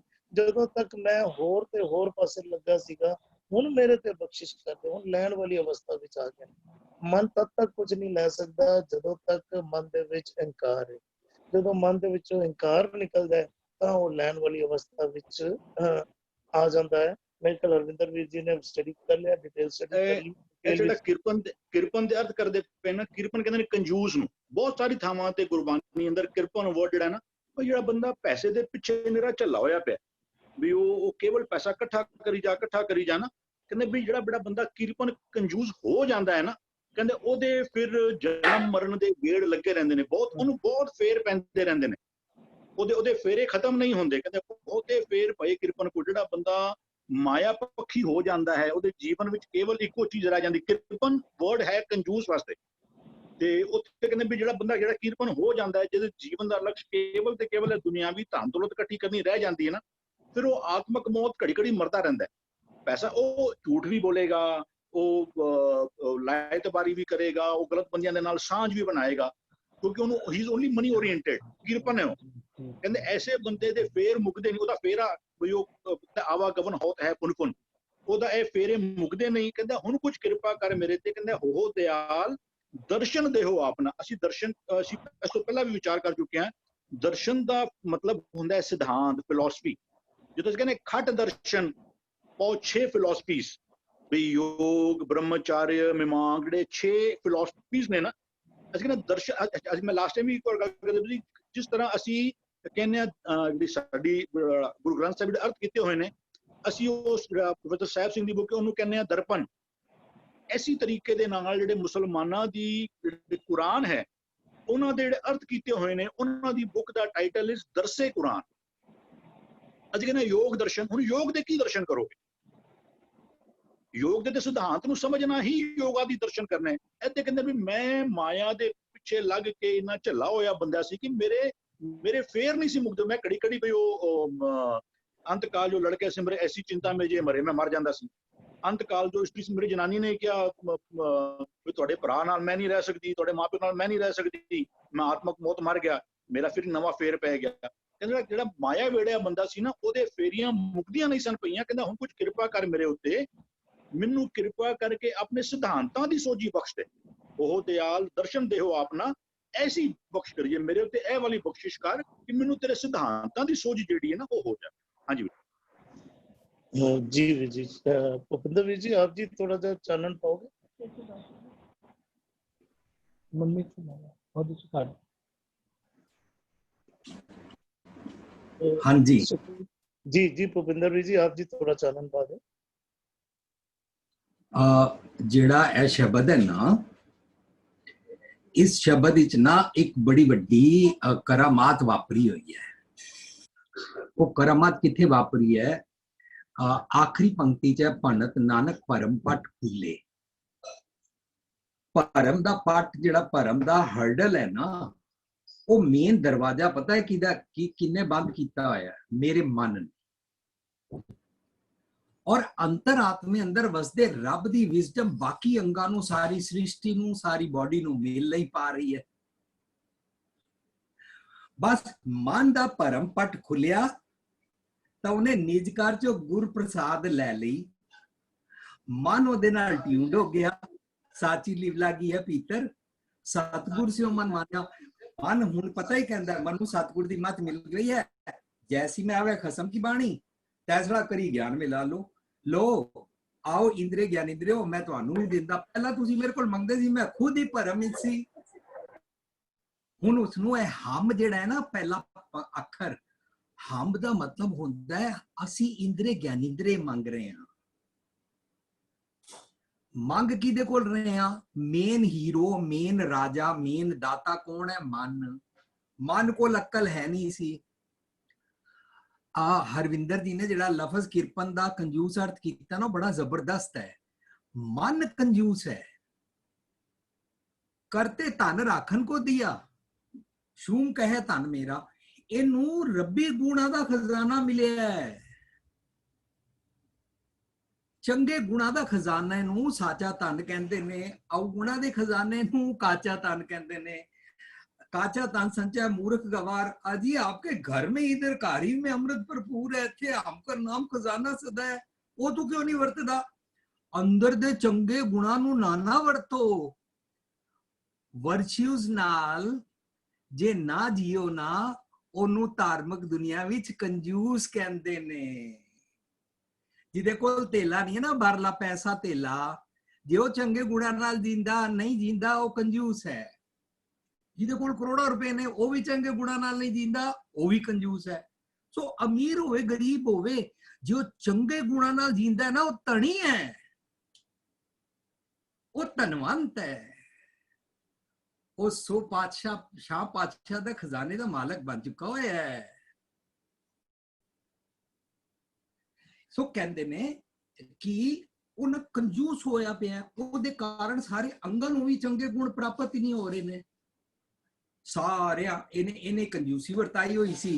ਹੁਣ ਇਹ ਕਹਿੰਦੇ ਨੇ ਹਮ ਭੀਖਕ ਭਿਖਾਰੀ ਤੇਰੇ। ਇਹ ਬੜੀ ਅੱਛੀ ਅਵਸਥਾ ਹੈ। ਇਹ ਅਵਸਥਾ ਜਦੋਂ ਚਿੱਤੇ ਅੰਦਰ ਸਭ ਕੋ ਵੇਖ ਨਦਰੀ ਹੇਠ ਚਲਾਇੰਦਾ, आपे दे वड्याइयां आपे ही कर्म कराइंदा, वडो वडा वड मेदनी सिरा सिर धंधे लाइंदा, नदरू पट्ठी जे करे। ये कौन है नदरू पट्ठी करता है? ਮਨ ਮਨ ਨੇ ਸੱਚ ਵੱਲੋਂ ਪਿੱਠ ਕੀਤੀ ਹੋਈ ਹੈ, ਨਦਰ ਸਤਿਗੁਰ ਦੇ ਅਲਾਈਨਡ ਨਹੀਂ ਕੀਤੀ ਹੋਈ। ਨਦਰ ਪੱਠੀ ਜੇਕਰ ਇਹ ਮਨ ਰਾਜਾ ਸੁਲਤਾਨ ਘਾਹ ਕਰਾਇੰਦਾ ਸੁਪਰਫਲੂਅਸ ਕੰਮਾਂ ਵਿੱਚ ਫਸਾਈ ਰੱਖਦਾ ਹੈ, ਤੇ ਜਿਹੜਾ ਕੀਮਤੀ ਕੰਮ ਕਰਨਾ ਸੀ ਦਰ ਮੰਗਣ, ਨਿਜ ਘਰ ਦੇ ਦਰ ਤੋਂ ਭਿੱਖਿਆ ਮੰਗਣੀ ਚਾਹੀਦੀ ਸੀ ਚੰਗੇ ਗੁਣਾਂ ਦੀ, ਉਹ ਮੰਗਦਾ ਹੀ ਨਹੀਂ ਮੰਗਦਾ ਨਹੀਂ ਮਿਲਦੀ। ਭਾਂਡਾ ਹੀ ਸਿੱਧਾ ਨਹੀਂ ਕਰਦਾ, ਉਹ ਤੇ ਪੈਰ ਹੀ ਇਹਦੇ ਭਾਂਡੇ 'ਚ ਪੈਂਦੀ ਨਹੀਂ। ਦਰ ਮੰਗਣ, अरे ये तो चंगे गुणा का खजाना मांगने का दर है, तुम मकान कार धियां पुत्र मांग रहे हो।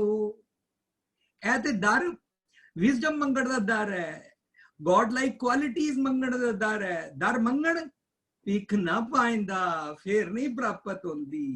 ऐ ते बड़ी अच्छी अवस्था है, हम भीखक भिखारी तेरे, तू निजपत है दाता। दाता कौन है? मन। ओ दयाल ਸਾਡੇ ਤੇ ਵੀ ਕਿਰਪਾ ਕਰੋ ਨਾ, ਦਇਆ ਜੀ ਕੀ ਦਇਆ ਕਰੋ ਨਾ। ਅਸੀਂ ਇੰਨੇ ਖੁਆਰ ਹੁੰਦੇ ਆ। ਮੰਗਤ ਦਿਓ ਮੰਗਤ ਜਨ ਕੋ ਸਦਾ ਰਹੋ ਰੰਗ ਰਾਤਾ। ਹੁਣ ਇਹ ਸਾਰੇ ਰਲ ਕੇ ਇੱਕ ਐਂਟੀਟੀ ਬਣੇ ਨੇ ਹਮ, ਪਰ ਇਹਨਾਂ ਦਾ ਮਾਲਕ ਹੈ ਦਾਤਾ ਮਨ। ਔਰ ਇਹ ਸਾਰੇ ਰਲ ਕੇ ਨਿਜ ਕਰ ਦੀ ਮੱਤ ਨੂੰ ਲੈਂਦੇ ਨੇ। ਹੋ ਬਲਿਹਾਰੇ ਜਾਓ ਸਾਚੇ ਤੇਰੇ ਨਾਮ ਮਿਟੋ। ਨਿਜ ਕਰ ਦੇ ਅੰਦਰ ਵਸਦਾ ਰੱਬ, ਉਹਦੇ ਤੋਂ ਪ੍ਰਾਪਤ सुमत करण कारण सबना का एको अवर ना दूजा कोई करण कारण कौन है? मन। जे मन ही बिदना ना बनाए ते सतगुर दी विजडम दा सूरज बाहर चढ़िया रहिंदा है, घर अंदर हनेरा रहिंदा है। मैं बारियां बंद कीतियां, पर्दे भी लाए हुए ने। इहदा मतलब ओदे कोल ते पावर है, पर मन ने हर्डल बनाई हुई सी। इस तो इलावा कोई इस तन दा, इस सारी सृष्टि दा कोई कुछ नहीं सवार सकता अनलैस सतगुर से मन मान्या हो जाए। को कबीर जब जानिया तो मन मान्या, बस गेम बन गई। बहुते फेर पे किरपन को बहुते फेर की है। जमा वाली मत वाला जीवन जीना, अवगुणी जीवन जीना। असी सारे किरपन हुन किरपा करो, हो दयाल दर्शन दियो, अपना दर्शन दियो, अपना फलसफा, अपनी विचारधारा, अपनी सुमत सानू दियो। किनू कह रहे ने? मन नू। तुसी जेड़ी अंदर तो मत लई है ना, उन सानू ही दियो।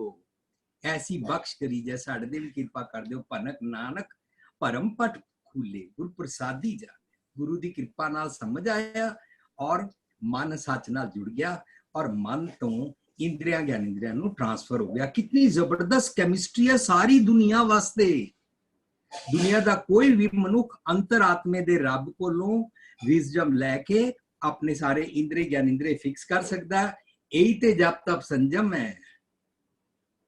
हाँ जी, मैं फर्स्ट टाइम किया है शब्द स्पॉन्टेनियस। अनेक गलतियां हो गई होंगी, मनु खिमा करना। फिर भी असी इहदी डिटेल विच बाद विच कदी जा सकते हैं। जी आप जी अंदरों रिलेट करके, अंदर दी सृष्टि नाल रिलेट करके बड़ी खूबसूरती नाल समझाना कर दो। सुखविंदर वीर जी आप जी भी चानन पाना चाहोगे इस उत्ते? ਭੁਪਿੰਦਰ ਵੀਰ ਜੀ, अगर ਤੁਸੀਂ ਤਿਆਰੀ ਕਰਕੇ ਸ਼ਬਦ ਦੀ ਵਿਆਖਿਆ ਕਰਦੇ ਨਾ ਤਾਂ ਇੰਨੀ ਅੱਛੀ ਵਿਆਖਿਆ ਹੋ ਨਹੀਂ ਸੀ ਪਾਣੀ। ਉਹ ਵਾਹਿਗੁਰੂ ਵਾਹਿਗੁਰੂ, ਸੱਚੀ ਗੱਲ ਹੈ ਜੀ। ਇਹ ਜੋ ਹੋ ਜਾਂਦੀ ਹੈ ਨਾ ਬਸ ਆਪਣੇ ਆਪ ਸਤਿਗੁਰੂ ਜੀ ਦੀ ਇਹੀ ਮਿਹਰ ਹੈ। ਵਾਹਿਗੁਰੂ ਵੀਰ ਜੀ, ਇਹ ਸ਼ਬਦ ਦੇ ਵਿੱਚ ਨਾ ਸਾਨੂੰ ਜਿਹੜੇ ਸਤਿਗੁਰੂ ਜੀ ਇਹ ਇੱਕ ਗੱਲ ਸਾਨੂੰ ਦ੍ਰਿੜ ਕਰਵਾ ਰਹੇ ਨੇ, ਉਹ ਅਸੀਂ ਮੰਨਣਾ ਹੈ। ਪੱਕੀ ਤਰ੍ਹਾਂ ਅਸੀਂ ਇਹ ਗੱਲ ਮੰਨ ਲੈਣੀ ਹੈ ਕਿ ਸਾਡੇ ਜਿਹੜਾ ਅੰਦਰ ਦਾ ਨਿੱਜ ਦਾ ਸਾਡਾ ਪਤੀ ਹੈ, ਖਸਮ ਹੈ, ਜੋ ਸਾਡਾ ਦਾਤਾ ਹੈ ਨਾ, ਉਹ ਮਨ ਨੇ ਹੀ ਰਹਿਣਾ ਹੈ। ਇਸ ਨੂੰ ਇਹ ਸਾਰਿਆਂ ਦਾ ਦਾਤਾ ਉਸੇ ਨੇ ਰਹਿਣਾ। ਹੁਣ ਜਿੱਥੇ ਲਫ਼ਜ਼ ਬਾਰ-ਬਾਰ 3 ਵਾਰੀ ਅਲੱਗ-ਅਲੱਗ ਲਫ਼ਜ਼ ਸਤਿਗੁਰੂ ਨੇ ਯੂਜ਼ ਕੀਤੇ ਨੇ, ਕਿਹਨਾਂ ਦਾ ਦਾਤਾ ਰਹਿਣਾ? ਉਹ ਪਹਿਲਾਂ ਯੂਜ਼ ਕਰ ਰਹੇ ਨੇ ਹਮ, ਫਿਰ ਯੂਜ਼ ਕਰ ਰਹੇ ਨੇ ਮੰਗਤ ਜਨ, ਉਹ ਵੀ ਪਲੂਰਲ ਫਾਰਮ ਵਿੱਚ ਆ, ਫਿਰ ਆਖ ਰਹੇ ਨੇ ਸਬਨਾ ਕਾ। ਇਹ ਦਾਤਾ ਮਨ ਹੀ ਰਹੇਗਾ, ਚਾਹੇ ਮਨ ਦਾ ਮਨ ਸਤਿਗੁਰੂ ਸਿਓ ਮਨ ਮਾਨਿਆ ਹੋਇਆ ਹੈ ਚਾਹੇ ਨਹੀਂ ਹੋਇਆ, ਚਾਹੇ ਸਾਚੀ ਦੇ ਵਿੱਚ ਲਿਵ ਲੱਗੀ ਹੈ ਚਾਹੇ ਨਹੀਂ ਲੱਗੀ, ਦਾਤਾ ਅੰਦਰ ਦਾ ਖਸਮ ਮਨ ਹੀ ਰਹਿੰਦਾ ਹੈ ਸਾਰਿਆਂ ਦਾ। ਜਦੋਂ ਮਨ ਕੋਲ ਸਤਿਗੁਰੂ ਜੀ ਦੀ ਮੱਤ ਨਹੀਂ ਹੈ ਤਾਂ ਅੰਦਰ ਕੂੜ, ਆਪ ਕੂੜ ਵਿੱਚ ਫਸਿਆ ਰਹਿੰਦਾ ਤੇ ਆਪਣੇ ਸਾਰੇ ਇੰਦਰੀ ਗਿਆਨ ਇੰਦਰੀਆਂ ਨੂੰ ਵੀ, ਅੰਦਰਲੀ ਰਈਅਤ ਨੂੰ ਵੀ ਕੂੜਾ ਕਰ ਦਿੰਦਾ, ਅੰਦਰਲੇ ਸੰਸਾਰ ਨੂੰ ਵੀ ਕੂੜਾ ਕਰ ਦਿੰਦਾ। ਉਸਨੂੰ ਆਖਦੇ ਨੇ ਕੂੜ ਰਾਜਾ, ਕੂੜ ਪ੍ਰਜਾ, ਕੂੜ ਸੰਸਾਰ। ਉਸ ਅਵਸਥਾ ਵਿੱਚ ਵੀ ਦਾਤਾ ਮਨ ਹੀ ਹੈ। ਮਨ ਨੇ ਕੂੜ ਇਕੱਠੀ ਕੀਤੀ ਹੋਈ ਹੈ, ਮਨ ਅੰਦਰ ਨਹੀਂ ਜਾਂਦਾ। ਅੱਜ ਵਾਲੇ ਸ਼ਬਦ ਵਿੱਚ ਅਸੀਂ ਡਿਸਕਸ ਕਰਕੇ ਆਏ ਹਾਂ ਕਿ ਅੰਦਰ ਸਾਚਾ ਖਸਮ ਵਸਦਾ, ਲੇਕਿਨ ਮਨ ਅੰਦਰ ਜਾਂਦਾ ਹੀ ਨਹੀਂ, ਦਸੰਤਰ ਭਵੈ ਕਰਦਾ ਸੀ। ਹੁਣ ਇੱਥੇ ਕਹਿ ਰਹੇ ਨੇ ਸਾਚੀ ਲਿਵ ਲਾਗੀ ਹੈ ਭੀਤਰ, ਇਹ ਅੰਦਰ ਆਇਆ, ਭੀਤਰ ਗਿਆ, ਇਹਦੀ ਸਤਿਗੁਰੂ ਨਾਲ ਲਿਵ ਲਾਗੀ। ਦਾਤਾ ਤੇ ਆਲਰੇਡੀ ਸੀ, ਪਰ ਪਹਿਲਾਂ ਕੀ ਦਾਤ ਕਰਦਾ ਸੀ? ਕਾਚਾ ਧਨ।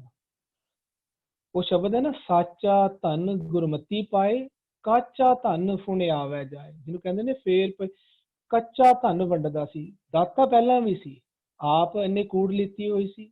ਕਾਚਾ ਧਨ ਇਹਨੇ ਆਪ, ਕਾਚਾ ਧਨ ਵਿੱਚ ਇਹਦਾ ਮਨ ਮੰਨਿਆ ਹੋਇਆ ਸੀ, ਕਾਚੇ ਧਨ ਵਿੱਚ ਇਹਦੀ ਲਿਵ ਲੱਗੀ ਹੋਈ ਸੀ, ਕਾਚਾ ਧਨਾਂ ਦੀ ਦਾਤ ਦਿੰਦਾ ਸੀ।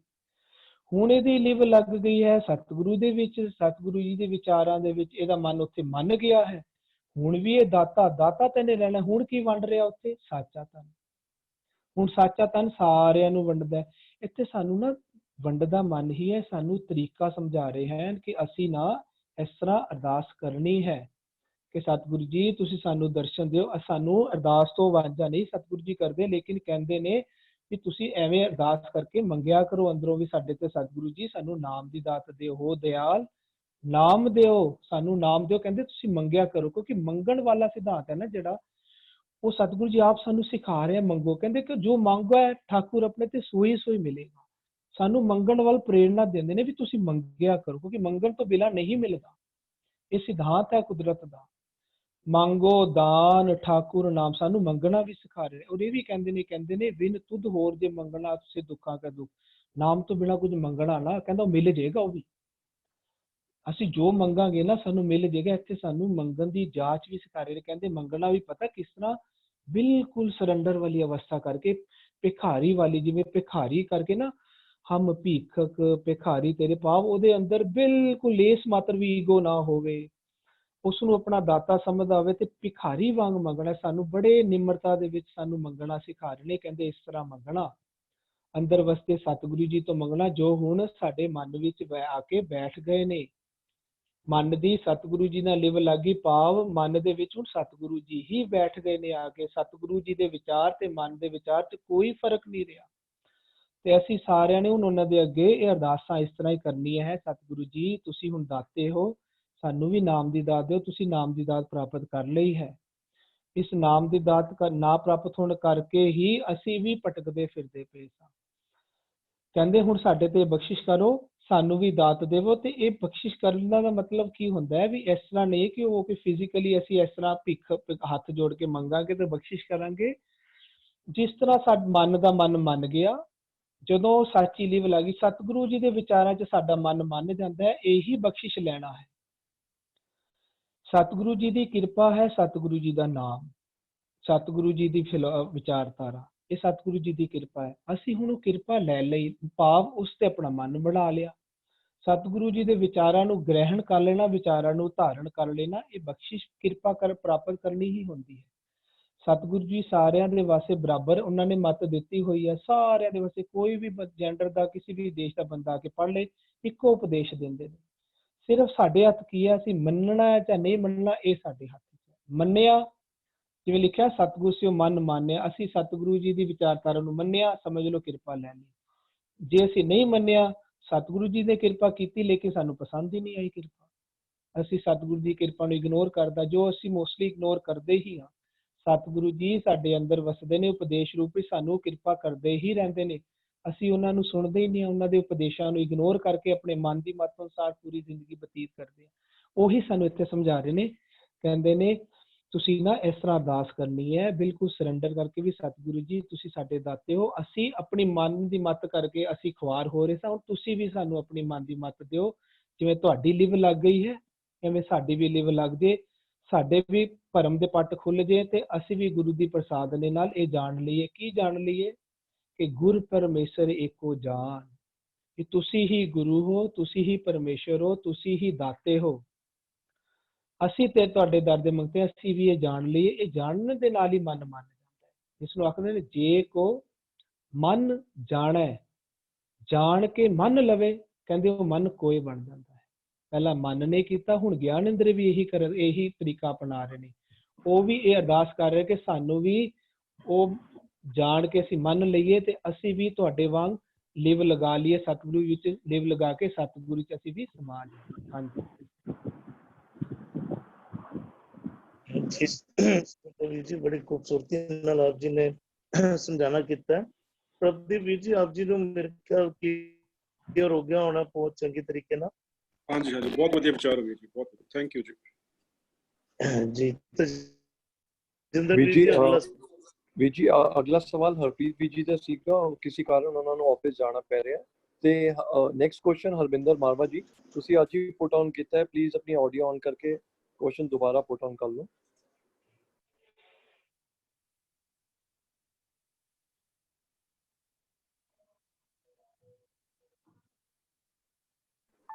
ਹਰਵਿੰਦਰ ਵੀਰ ਜੀ। ਹਾਂਜੀ ਹਰਵਿੰਦਰ ਸਿੰਘ। ਹਾਂਜੀ ਸੁਖਵਿੰਦਰ ਵੀਰ ਜੀ। ਹਾਂਜੀ ਹਾਂਜੀ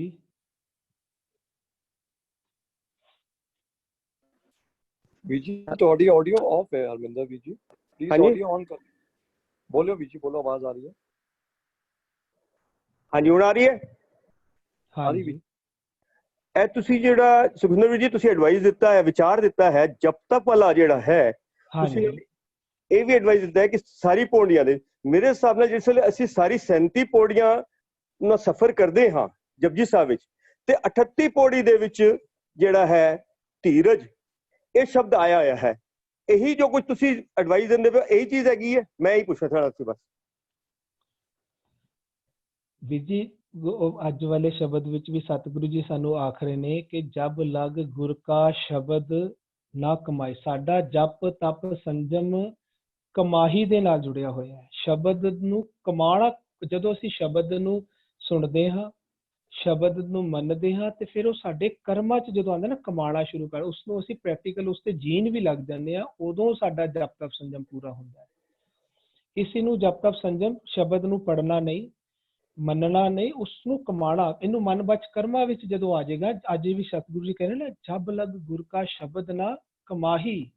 ਸ਼ਬਦ ਦੀ ਸ਼ਰਨ 'ਚ ਆ ਕੇ ਤੇ ਸਤਿਗੁਰੂ ਜੀ ਸਿੱਖਿਆ ਨੂੰ ਸੁਣ ਕੇ, ਉਸ ਨੂੰ ਸਿੱਖਿਆ ਨੂੰ ਮੰਨ ਕੇ ਉਸ ਦੇ ਅਕੋਰਡਿੰਗ ਕਰਮ ਕਰਨੇ ਹੈ। ਇੱਥੇ ਸਾਡਾ ਜਪ ਤਪ ਸੰਜਮ ਪੂਰਾ ਹੁੰਦਾ। ਇਸੇ ਨੂੰ ਸਤਿਗੁਰੂ ਜੀ ਕਹਿੰਦੇ ਨੇ ਜਪ ਤਪ ਸੰਜਮ ਪਾਠ ਪੁਰਾਣ ਕਹੋ ਨਾਨਕ ਅਪਰੰਪਰ ਮਾਨ। ਜਿੱਥੇ ਉੱਥੇ ਲਫ਼ਜ਼ ਅਪਰੰਪਰ ਯੂਜ਼ ਕਰ ਰਹੇ ਨੇ, ਇੱਥੇ ਉਸ ਨੂੰ ਬੋਲ ਰਹੇ ਨੇ ਸ਼ਬਦ। ਉੱਥੇ ਕਹਿ ਰਹੇ ਨੇ ਮਾਨ, ਇੱਥੇ ਕਹਿ ਰਹੇ ਨੇ ਕਮਾਹੀ। ਜਦੋਂ ਉਸ ਤੱਕ ਅਸੀਂ ਅਪਰੰਪਰ ਸ਼ਬਦ ਨੂੰ ਕਮਾਹਾਂਗੇ ਨਹੀਂ, ਮੰਨਾਂਗੇ ਨਹੀਂ, ਮੰਨ ਕੇ ਸਾਡੇ ਅੰਦਰ ਵਸ ਜਾਏਗਾ, ਉਹ ਸਾਡੇ ਕਰਮਾਂ 'ਚ ਵੀ ਆ ਜਾਏਗਾ। ਉਸੇ ਨੂੰ ਹੀ ਕਹਿੰਦੇ ਨੇ ਜਪ ਤਪ ਸੰਜਮ ਹੈ। ਕਹਿੰਦੇ ਹੋਰ ਕਿਸੇ ਜਪ ਤਪ ਸੰਜਮ ਵੱਲ ਦੌੜਨਾ ਨਾ, ਕਹਿੰਦੇ ਇਸ ਨੂੰ ਸਮਝ ਲੈਣਾ, ਗੁਰੂ ਦੇ ਸ਼ਬਦ ਨੂੰ ਮੰਨ ਕੇ ਕਮਾਣਾ ਸ਼ੁਰੂ ਕਰ ਦਾਂਗੇ। ਕਹਿੰਦੇ ਸਤਿਗੁਰੂ ਜੀ ਦੀ ਕਹਿੰਦੇ ਨੇ ਇਹੀ ਡੈਫੀਨੇਸ਼ਨ ਹੈ ਗੁਰਮਤਿ, ਤੁਹਾਡਾ ਜਪ ਤਪ ਸੰਜਮ ਪ੍ਰਵਾਨ ਹੋ ਗਿਆ। ਹਾਂਜੀ ਹਾਂਜੀ ਇਹ ਗੱਲ ਹੋਈ higher level of truth living. ਹਾਂਜੀ ਠੀਕ ਹੈ। ਇਸੇ ਜਪਜੀ ਸਾਹਿਬ ਚ ਅਖੀਰਲੀ ਤੁਕਾਰ ਹੈ ਨਾ, ਜਿਨ ਕੋ ਨਦਰ ਕਰਮ ਤਿਨ ਕਾਰ। ਹੁਣ ਉਹ ਸਾਡੀ ਕਾਰ ਵਿੱਚ ਆ ਜਾਂਦੀ ਹੈ, ਜਿਵ ਜੀ ਹੁਕਮ ਤਿਵੈ ਤਿਵ ਕਾਰ, ਸਾਡੀ ਉਹ ਕਾਰ ਬਣ ਜਾਂਦੀ ਹੈ ਸਤਿਗੁਰੂ ਜੀ ਦੇ ਸ਼ਬਦ ਦੀ ਵਿਚਾਰਧਾਰਾ। ਬਸ ਇੱਥੇ ਪਹੁੰਚਣਾ ਇਹੀ ਸਾਡਾ ਜਪ ਤਪ ਸੰਜਮ। ਠੀਕ ਹੈ, ਠੀਕ।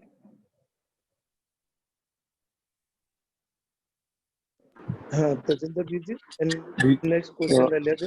ਵੀਰ ਜੀ ਨੈਕਸਟ ਕੁਐਸਚਨ ਮੇਰੇ ਕੋਲ ਕੋਈ ਆਇਆ ਨਹੀਂ ਹੋਇਆ। ਵੀਰ ਜੀ ਮੈਂ ਪੁੱਛਿਆ ਨਾ, ਮੈਂ ਹਰਪ੍ਰੀਤ ਬੋਲ ਰਿਹਾ। ਬਸ ਇੱਕ ਛੋਟਾ ਜਿਹਾ ਵਿਕਰਮ ਦਾ ਕੁਐਸਚਨ ਸੀਗਾ ਜਿਹੜਾ ਜਬ ਸੁਖਵਿੰਦਰ ਜੀ। ਹਾਂਜੀ ਵੀਰ ਜੀ, ਹਰਪ੍ਰੀਤ ਵੀਰ ਜੀ ਬੋਲੋ। ਸੁਖਵਿੰਦਰ ਵੀਰ ਜੀ ਮੈਂ ਤੁਹਾਡੇ ਕੋਲ ਪੁੱਛਣਾ ਚਾਹੁੰਦਾ ਸੀਗਾ ਕਿ ਉਹ ਲੱਗ ਦੇ ਅੰਦਰ ਔਂਕੜ ਆਈ ਹੈ, ਜਿਹੜਾ ਉਹ ਤੁਸੀਂ ਦੱਸਿਆ ਸੀਗਾ ਅੱਜ ਦੇ ਸ਼ਬਦ ਦੇ ਵਿਚਕਾਰ ਹੀ। ਹਾਂਜੀ ਵੀਰ ਜੀ, ਉਹ ਲੱਗ ਦੇ ਵਿੱਚ ਨਾ ਜਿਹੜਾ ਸ਼ਬਦ ਆ ਰਿਹਾ ਨਾ, ਉਹਨੂੰ ਕਈ ਵਾਰ ਇਸ ਤਰ੍ਹਾਂ ਕਹਿੰਦੇ ਨੇ, ਜਾਂ ਤਾਂ ਕਹਿੰਦੇ ਨੇ ਜੁੜ ਕੇ, ਜਾਂ ਕਹਿੰਦੇ ਨੇ ਜਦੋਂ ਤੱਕ ਅਸੀਂ ਗੁਰੂ ਦੇ ਸ਼ਬਦ ਨੂੰ ਕਮਾਵਾਂਗੇ ਨਹੀਂ।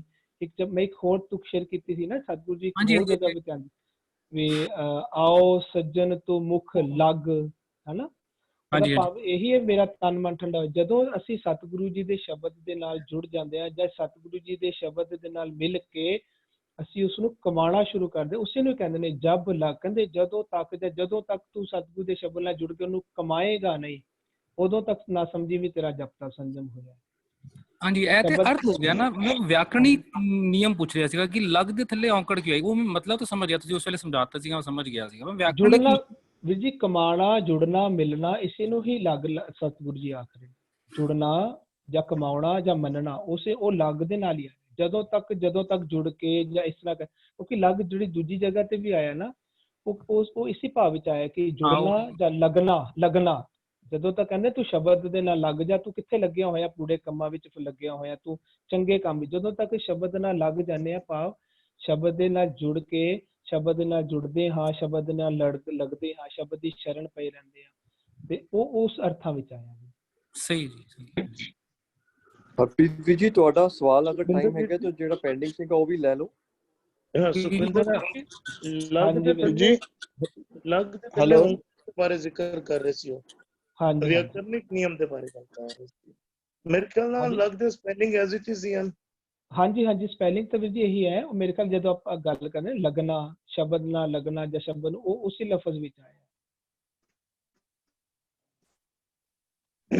अलग तो औकड़ ਦੇ ਕੋਈ ਉਹ ਅਰਥ ਨਹੀਂ ਲੱਗਦੇ ਕੋਈ ਵੀ ਜੀ ਨਹੀਂ ਉਸ ਤਰ੍ਹਾਂ ਨਹੀਂ ਹੈ, ਕਿਉਂਕਿ ਮੈਂ ਜਿਹੜੇ ਗੱਲ ਕੀਤਾ ਉੱਥੇ ਵੀ ਮੇਰੇ ਖਿਆਲ ਲੱਗ ਇਸ ਤਰ੍ਹਾਂ ਹੀ ਹੈ ਕਿ ਕਹਿੰਦੇ ਆਓ ਸੱਜਣ ਤੋਂ ਮੁਖ ਲੱਗ। ਮਖੀਜਾ ਅੰਕਲ ਕੁਝ ਕਹਿਣਾ ਚਾਹੁੰਦੇ ਨੇ, ਹਰਵਿੰਦਰ ਮਖੀਜਾ ਪਲੀਜ਼ ਅੰਕਲ। ਹਰਵਿੰਦਰ ਜੀ please I wanted to share, ਮੈਂ ਕੁਝ ਗੁਰਬਾਣੀ ਦੀਆਂ ਪੰਕਤੀਆਂ ਸ਼ੇਅਰ ਕਰਨਾ ਚਾਹੁੰਦਾ ਸੀ ਜਿਹਦੇ ਵਿੱਚ ਗੁਰੂ ਹੋਰ ਰੱਬ ਇਹਨਾਂ ਦੀ ਸਾਡੀ ਥੋੜੀ ਸਾਂਝ ਜਿਹੜੀ ਨਾ ਥੋੜੀ ਹੋਰ ਬਣ ਸਕੇ। ਅਸੀਂ ਕੁਝ ਦਿਨਾਂ ਤੋਂ ਜਿਹੜਾ ਵਿਚਾਰ ਕਰਨੇ ਪਿਆ ਵੀ ਅਸੀਂ ਇਹ ਜਿਹੜਾ ਵੀ ਗੁਰ ਪਾਰ ਬ੍ਰਹਮ ਪਰਮੇਸ਼ਵਰ ਆਪ ਰਾਮ ਹਮ ਸਤਿਗੁਰ ਪਾਰ ਬ੍ਰਹਮ ਕਰ ਮਾਨੇ ਗੁਰ ਪਰਮੇਸ਼ਰ ਏਕੋ ਜਾਣ ਗੁਰ ਮੇਰਾ ਪਾਰ ਬ੍ਰਹਮ ਪਰਮੇਸ਼ਰ ਤਾਂ ਕਾ ਹਿਰਦੇ ਧਰ ਮਨ ਧਿਆਨ ਗੁਰ ਨਾਨਕ ਨਾਨਕ ਹਰ ਸੋਈ ਜਾਂ ਸਤਿਗੁਰ ਪਰਮੇਸ਼ਰ ਮੇਰਾ। ਇਹਨਾਂ ਵਿੱਚ ਸਾਰਿਆਂ ਵਿੱਚ ਸਾਨੂੰ ਐਸੀ ਬਿਲਕੁਲ ਗੁਰਬਾਣੀ ਹੈ, ਅਸੀਂ ਮੰਨਣਾ ਚਾਹੀਦਾ ਵੀ ਤੇ ਮੰਨਣੇ ਵੀ ਪਏ ਆ।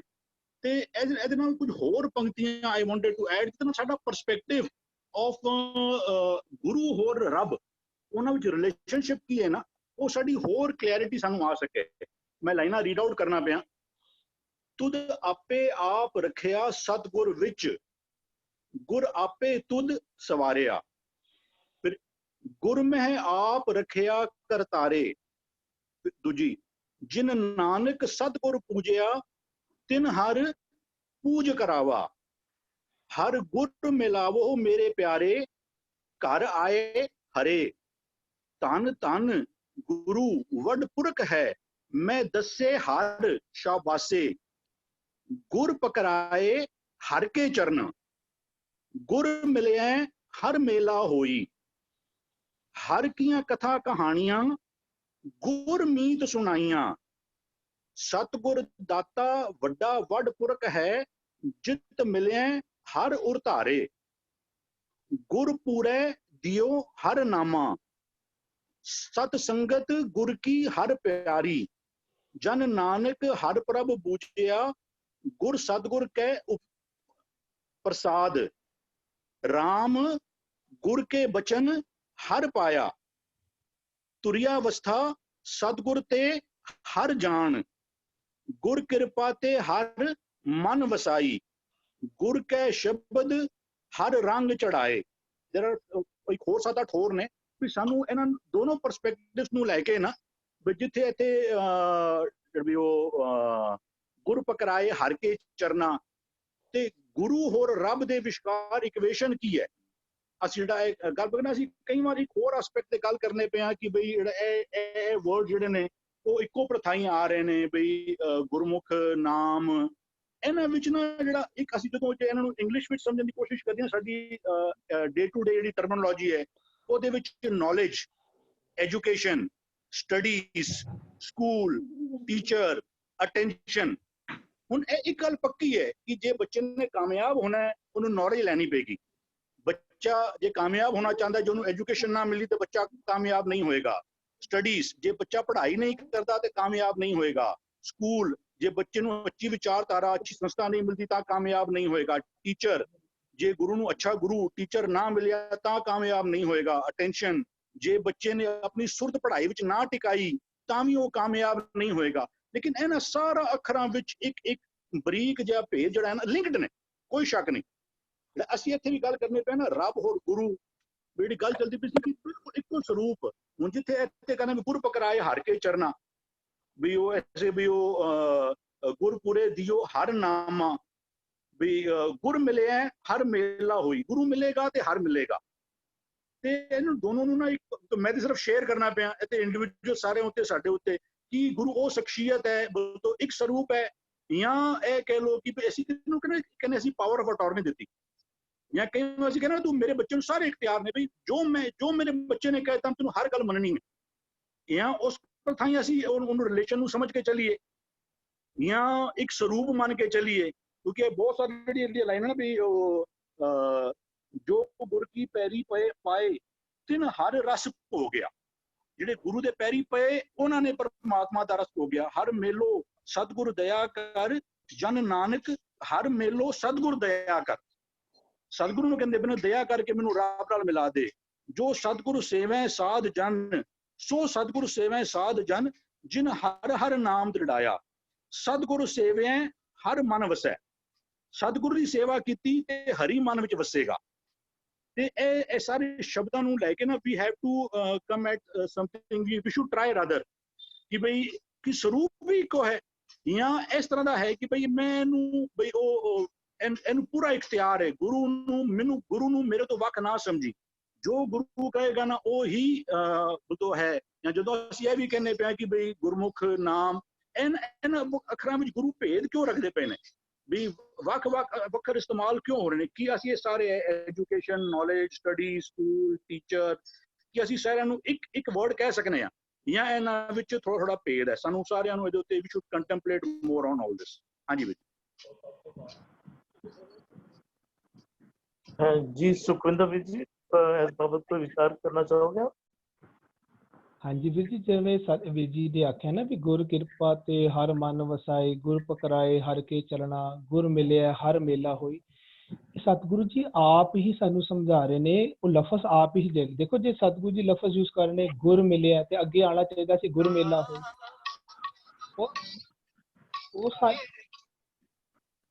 ਉਹ ਸਾਨੂੰ ਸਮਝਾਉਣ ਦੇ ਵਾਸਤੇ ਹੀ ਇਸ ਤਰ੍ਹਾਂ ਲਫ਼ਜ਼ ਕਰ ਰਹੇ ਨੇ ਕਿ ਕਹਿੰਦੇ ਨੇ ਇਹ ਲਫ਼ਜ਼ਾਂ ਨੂੰ ਤੁਸੀਂ ਅਲੱਗ-ਅਲੱਗ ਨਾ ਸਮਝਣਾ, ਗੁਰੂ ਨੂੰ ਮਿਲਣਾ ਹੀ ਹਰੀ ਨੂੰ ਮਿਲਣਾ ਹੈ।